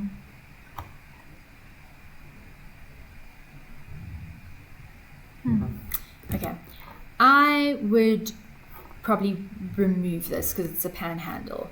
As I would, if I were you, I would just make a note telling what we just said. Looks resi, zoned resi, might be illegal use commercial. Okay, like it doesn't have the right zoning. Okay, cool. Let's do another one. Let's try and find you a property that I think will not be hard. Let's try number 27, 47A, and 23.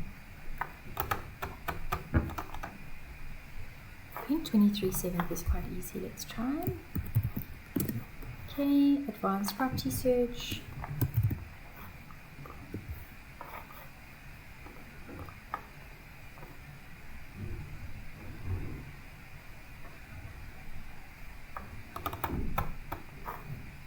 Hold thumbs. Yay, this looks nice and easy. Oh yeah, let's go. Let's double check on the database.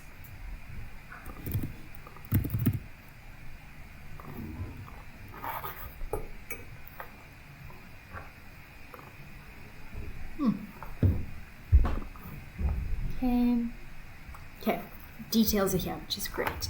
So we're just going to double check it. Okay, let's measure this. Here we go.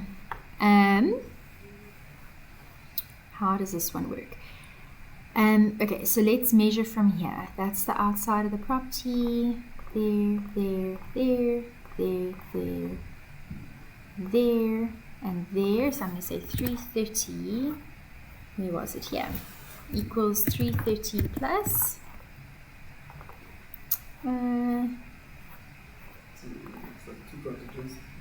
Yeah, this is actually a studio in the front, and I'll show you how you can see that. So plus 73. That I think is probably, I mean, we can measure it. So let's say here, 37 plus 37 gives us like 440. So it's much of a muchness. So where I would probably leave it as 400. You can, so Luke, where you said it, you think it's a cottage. If you go and look at it here on Google Maps, you'll see, you can see it's a studio. Okay. So this is the property. There's number 23. Okay. there I can see the main showroom. Here's this little building in front. You can see it's like a studio, you know? Yeah. Okay, cool. So you guys would go through this process. I'm trying to think what else you might need to know. So I think that's more or less enough. So you remove resi stuff. If you think it might be commercial, like on a main road like mine, then, or like a lot of my roads, you can just make a note the way that we made a note up there. Okay. Cool. Let's look at how to do sectional title transfers. So let's go back to the property report. Oh no, that's not the right thing. Is it here? Okay. So now I'm going to say there's two different ways you can do this. Let's try. So let's say transfers report, and let's say freehold. No, actually, so now I'm going to say sectional title. Okay, then I'm going to say no vacant land. I'm going to put in the sectional title scheme. So I'm going to say here, workshop, what is it called? The workshop. Okay, so that's the right property. Generally, the broker will give you the specific sectional title property, the sectional title development they're trying to pull, and they'll give you comparable ones. Okay, I'm going to put in my sales dates again. This is also difficult. So when a broker, let's say we're valuing a unit in, so I'm going to just use resi terms because I think that'll make more sense. Let's say we're valuing an apartment in a block of flats. For that particular block of flats, you would pull all the transfers, not just in the last 5 years, because sometimes there's not enough data. Okay, but then all the comparable ones, so let's say this apartment block is called the Prairie, and then comparable ones are, I don't know, Venus and whatever else. For those ones, the comparable ones, the ones we're comparing it to, you would only pull the last 5 transfers. Okay, so let's put in our dates again. So from May to now, and then let's say search. Okay, cool. I don't know why it's not giving us a price, but you're always allowed to pull the 0 to 20. Okay, right, so now let's say Excel export. What's nice about sectional title is you don't have to measure the units because it's logged, because when you own a sectional title unit, you own that particular, the actual flat. You don't own the land. You own the flat and like a portion of the common areas. So sectional title transfers are much quicker than freehold ones because you don't have to individually measure each property. Okay, so here it is.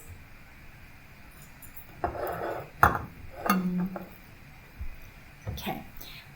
Should we have a quick? Oh, it's quite. Should we have it? Can we have a quick wee break? Okay.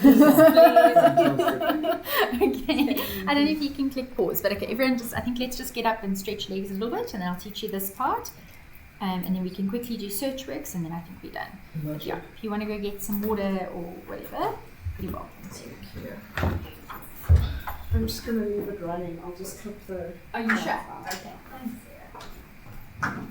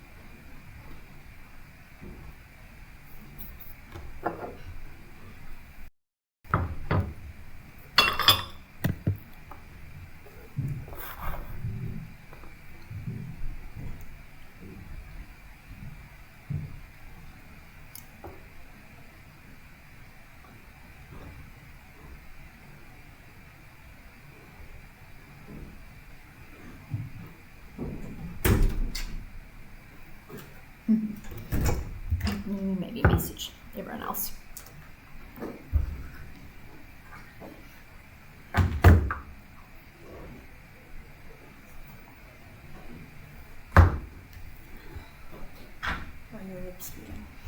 My legs. Your ribs. My ribs. I went to the chiro this morning, so That's I a feel bit like I of can breathe better, but it's still very shallow breaths. I don't know how to.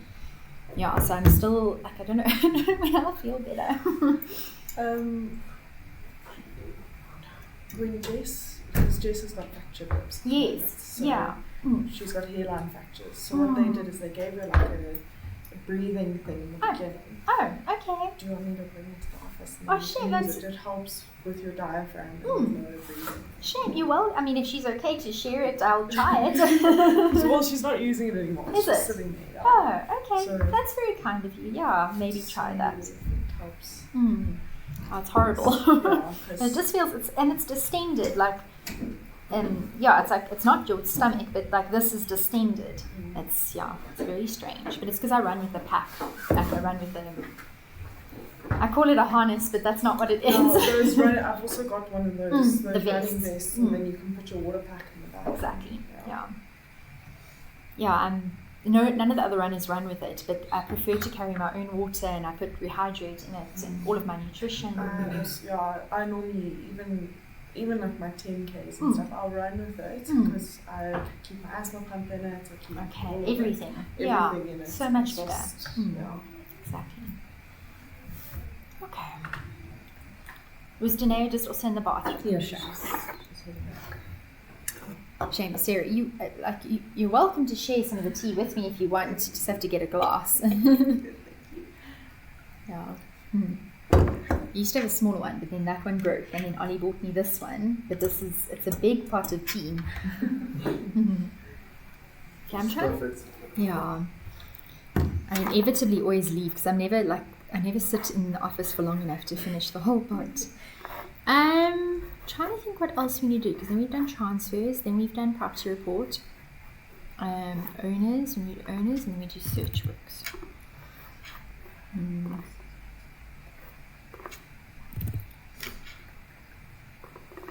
So it's quite a bit with Lightstone. It's not just, I don't know.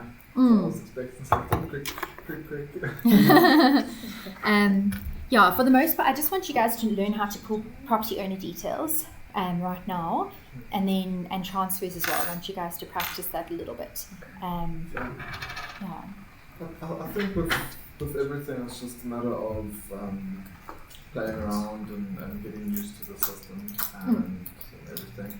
It seems like there's quite a few interesting properties out there. There wasn't like a single pattern between any of them. Every single one was different. I know. It's one of the nice things about Johannesburg is all the properties are different. When I visited Sweden, when I was running, I kept on getting lost because all the houses look exactly the same. And the trees look exactly the same. They're all just these red houses. Every now and again you'll get a black one. But it's, so you just, everything looks the same. Incredible. And I kept on getting lost. Sure. So it doesn't make this process stock standard. Joy, on 132 Jan Smuts, the broker liaison just let me know that they've increased now the size. It's now 2630. It used to be 1,000 squares that I went to go view the last time.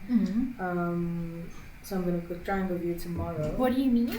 They've increased? What do you mean? No, he's just saying we've increased the size we're looking to lease at 132 Jan Smuts. It's now up to 2.6 squares. So What do you mean was 2.6? 2,600? Yes, 2,600. Oh, okay. Yeah, great. Must definitely get that. Alrighty, let's try go through this at pace. Okay, so here's my sectional title transfers for the workshop. So again, Control A, Control C, and then Control Alt V. Okay, and then I'm going to delete all the what did I do? All the non-essential data. So I'm going to change my little green numbers, say convert to number. Okay, remove farm and estate, remove duplicates.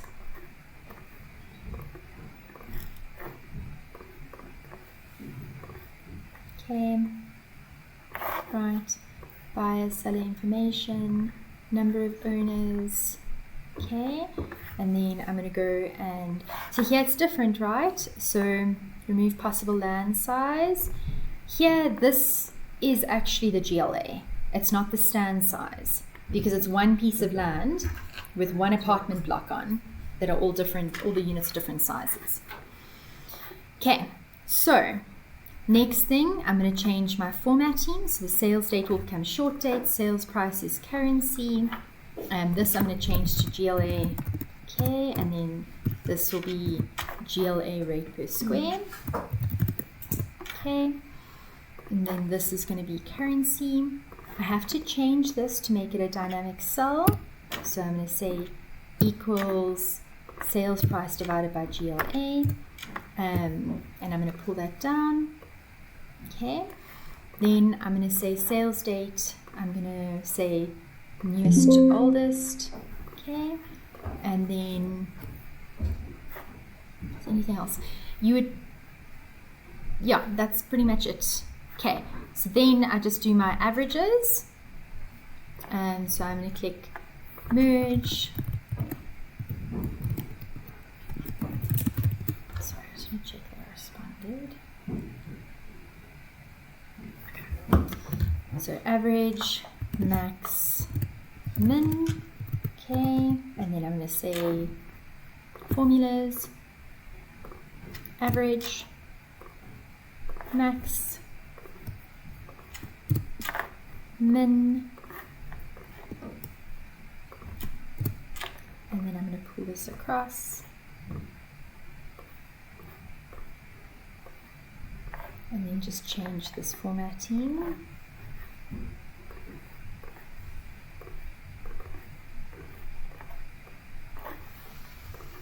And then I'm A for away. So I can see the average unit size is about just under 200 squares, and the average rate that these units sell for is around 16,000 with a max of 80 and a minimum of 12,000. Done. So sectional title is super easy. Okay. Sometimes, okay, we might have to do a second session on the other stuff, but in terms of pulling owner details, so let me think for a property. Okay. See if that comes up.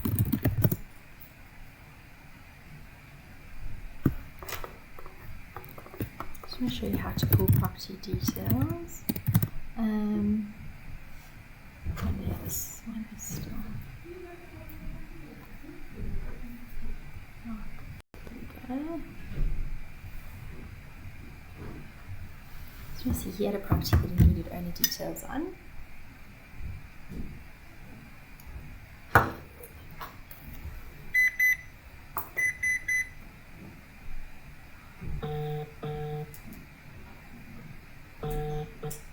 Hey Joy. How's it, Mark? Mark, I'm good, thank you. You mentioned yesterday there's a property you can't find owner details on. Do you want to maybe send me the PIN and I can use that as the example property with the guys?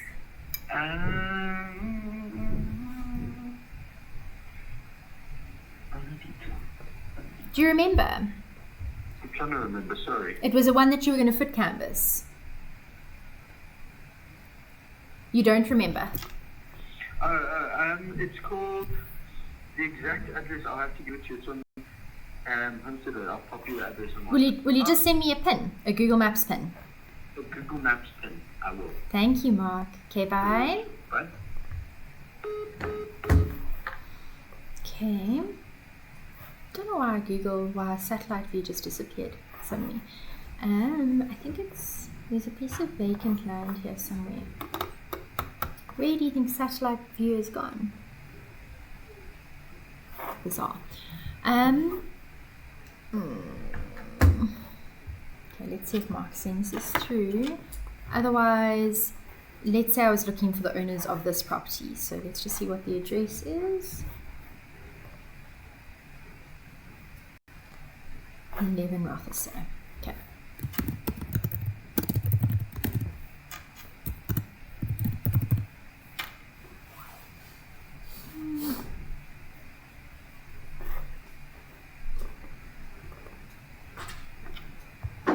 Okay, here we go.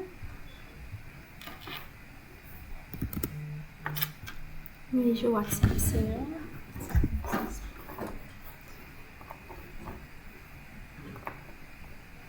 And just open the pin.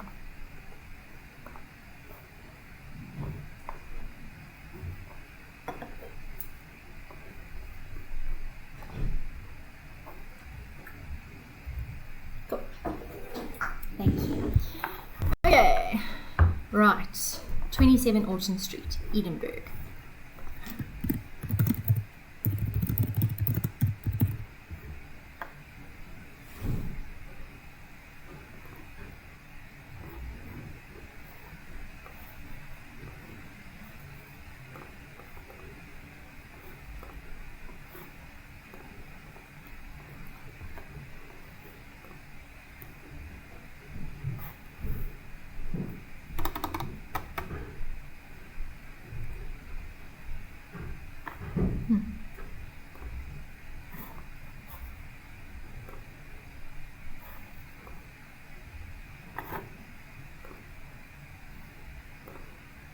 How bizarre.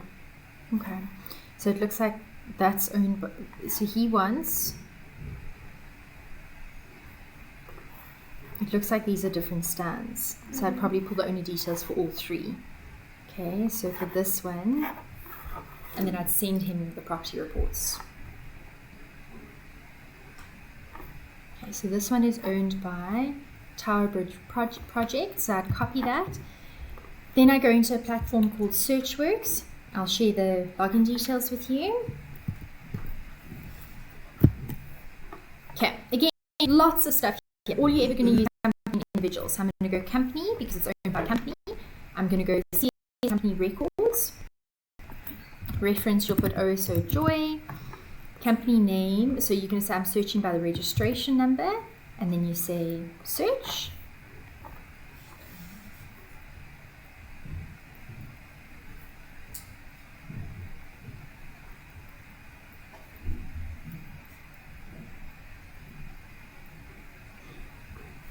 Okay, then it's going to give me a details of the directors.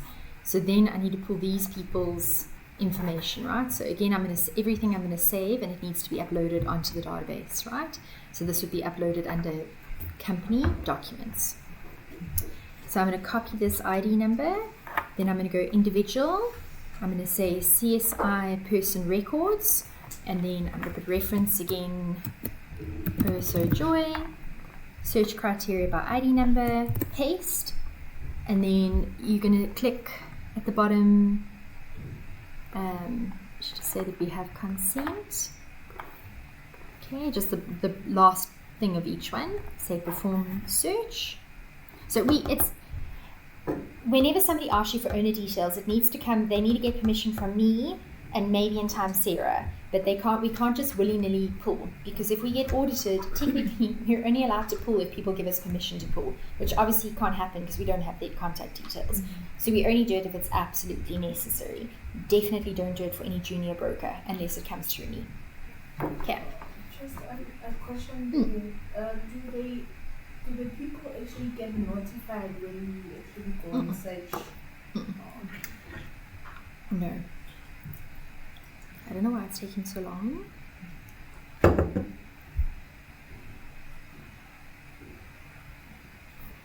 Okay, so then here's the person's contact details, cell phone number, and that's what you would send to the person. Sometimes if it's for a broker, I just save it as a contact and send it as a contact.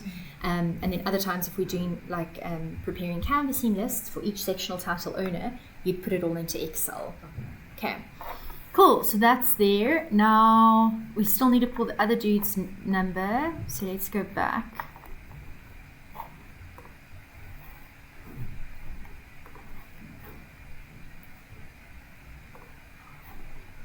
Okay, so here's the other dude. I'm going to copy that ID, individual. So I click individual and then I go CSI person records.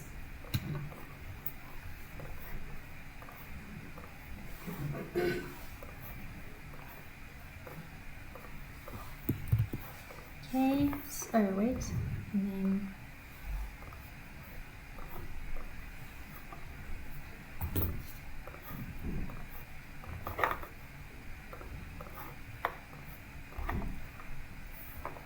okay, then here's the other person's details.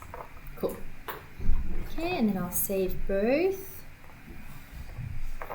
Okay, cool. Then I go back here.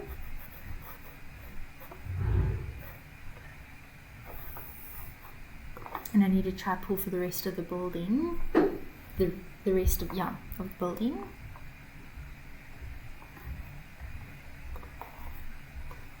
So I'm going to click on this. Oh, what happened?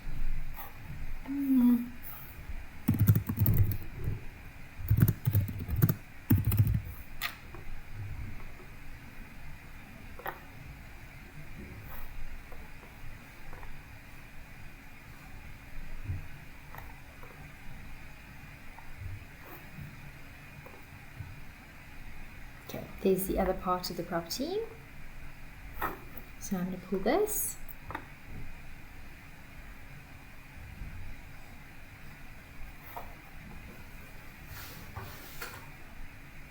Same people that own it. So I don't have to pull it again, but I will pull the property report. Then there's one last piece of building. Okay.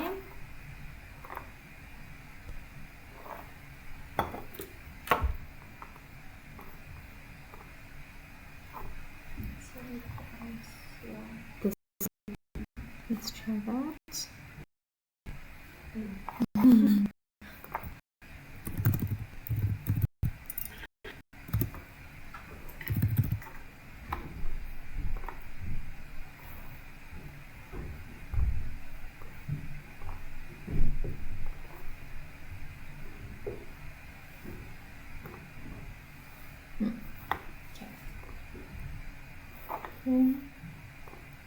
Does that look right? Okay, yeah. Okay, that is right. Yeah. Okay.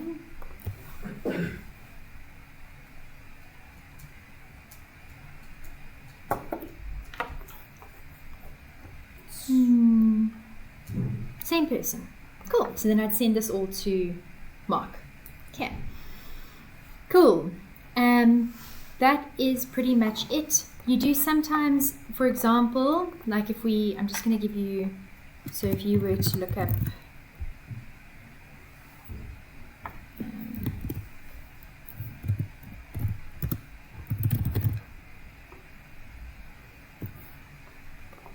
sometimes you don't get a company, it's owned by an individual. So I'm just going to give you an example. So here you would just take the ID and you go straight to individual CSI person records and you'd pop it in directly. Okay. What else? Sometimes it can be owned in a trust, in which case you're going to go to trust and you're going to say CSI trust records, and then you put in the trust name or number. Okay. And then you'd see what details it pulls. You don't always, let me see, I think my answer needs, what is that again? I think they put it into trust. Let's see.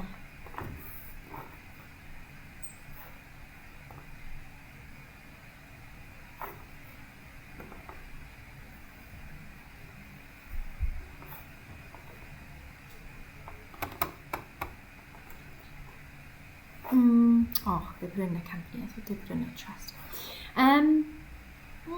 Who else might own a property? So I don't know if I'll be able to give you an example, but it'll just show trust and it'll have a trust number, and then you pop that straight into here. But trusts are much more difficult to get information on. So often you'll pull a trust detail, but you won't get the actual details. This is one. Yeah, okay, so here's one. So here you can see there's no trustee information available. It's much more protected. So it's not as easy for us to pull. So you would just send this to the broker and say, unfortunately, there's no details. Okay, cool. The only other thing that you might be asked to do every now and then is an SG diagram, surveyor general diagram. It's just developers use it to see what is the exact extent of the land. So again, I'm going to put in Gauteng, I'll put here urban, township. I'm just going to use our property, Ferndale, and then 928, portion 2, search. Select township.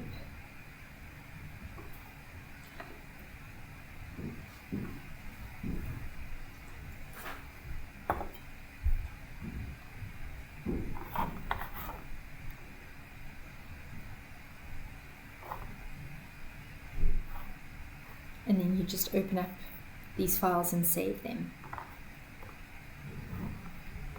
It looks like... So sometimes people just ask us for these. How do we make this big? Okay, so that's our little house there. That's the unit next to us and the unit in front. And it tells you, portion 2 of lot 928. And it tells you the exact... I saw it now a second ago. Here you go. It's 435 square meters of land. And the developers use this. They just want to see exactly where is the extent. How does it run? That's the exact extent of the land. Super cool. So everyone has one of these. Yeah. Okay. Then sometimes you might be asked to pull a live deed search, which all that means is when we're trying to track when a property has been sold. And we want to see how far along the process it is. So then you'll just go to live deeds, live deeds report, and you put in the property. So if, okay, let me give you an example.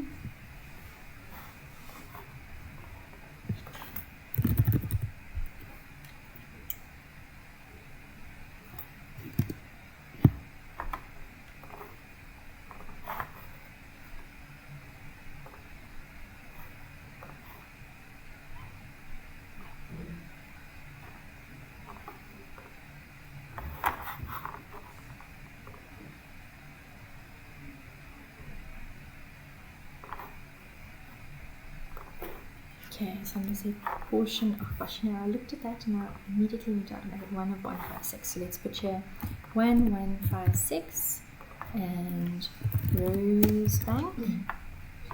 Yes, that's correct. Deeds Office, Johannesburg, search.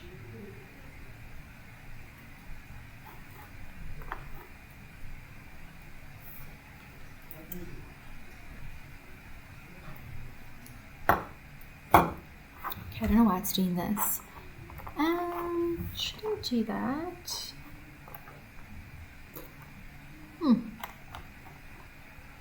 You really shouldn't often have to do this. I don't know why it's not making us pay for it separately. You used to be able to do it on Searchworks as well. Okay. Well, in this case, the only people that will ask you this is Marvin, me, and Jono. So then you can use the business card, but you can check in with me. I don't know why it's charging us extra, but usually you can just pull it. It just shows you where in the process the property is. But you'll probably never be asked for that, to be honest. Hardly ever. Okay, that's pretty much it for now, guys. So I think what I'd like to do, just so that you guys can practice, enjoy work. I just want to share these docs quickly. I think everybody needs to try pull owner details, and then everybody must try and pull transfers. Just want to quickly send, because these here, and we haven't saved them. Okay, so Sarah, I might just ask you to do that. Okay. Wherever it is. Yeah. So you just need to download. Yeah. So you just download it and then send in each of these. And the 3 property reports. Okay. So I think I'll send some materials on the group that you guys can pull transfers for. I'll send them now.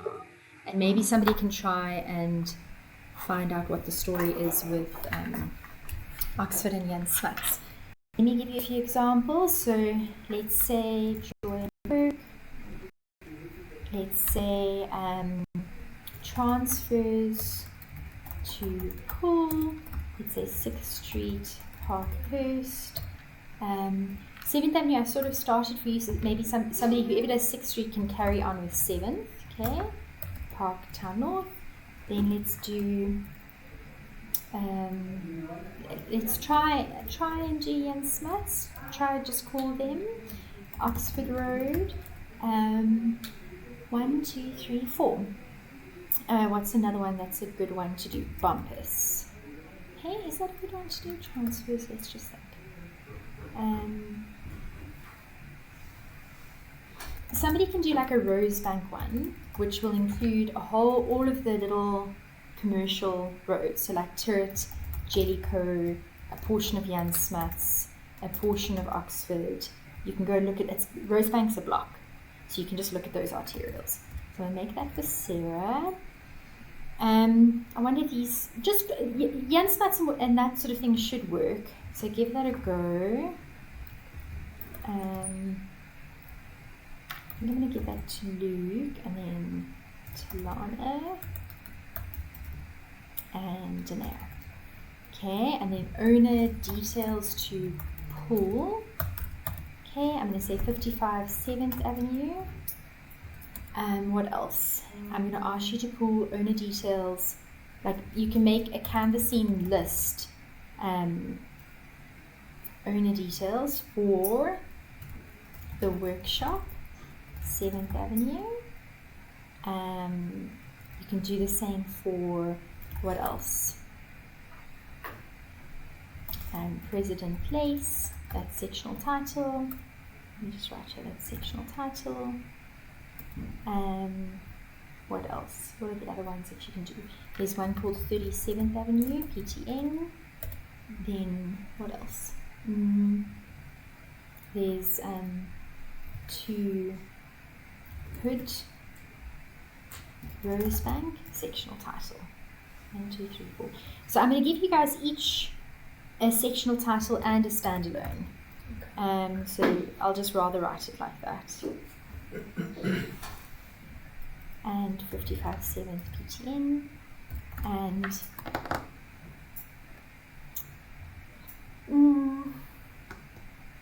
what is this property? I wonder if it's transferred yet.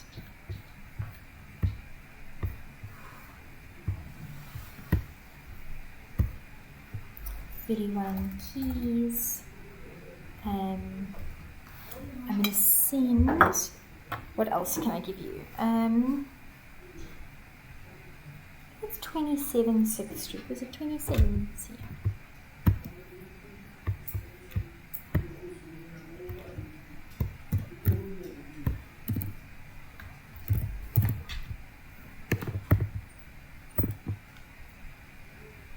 Yeah.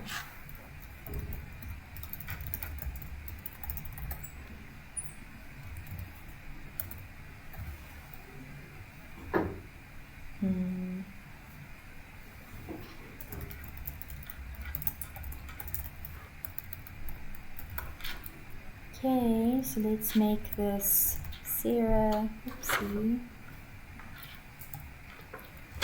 Talana, Danilo, Luke. Happy. Okay. Just choose Searchworks. Yes, let me do that quickly now. And then the template for the Yes, I think that's on the group because you can just copy. I think that's that valuation, so it's on the group. Let me quickly share the Searchworks details.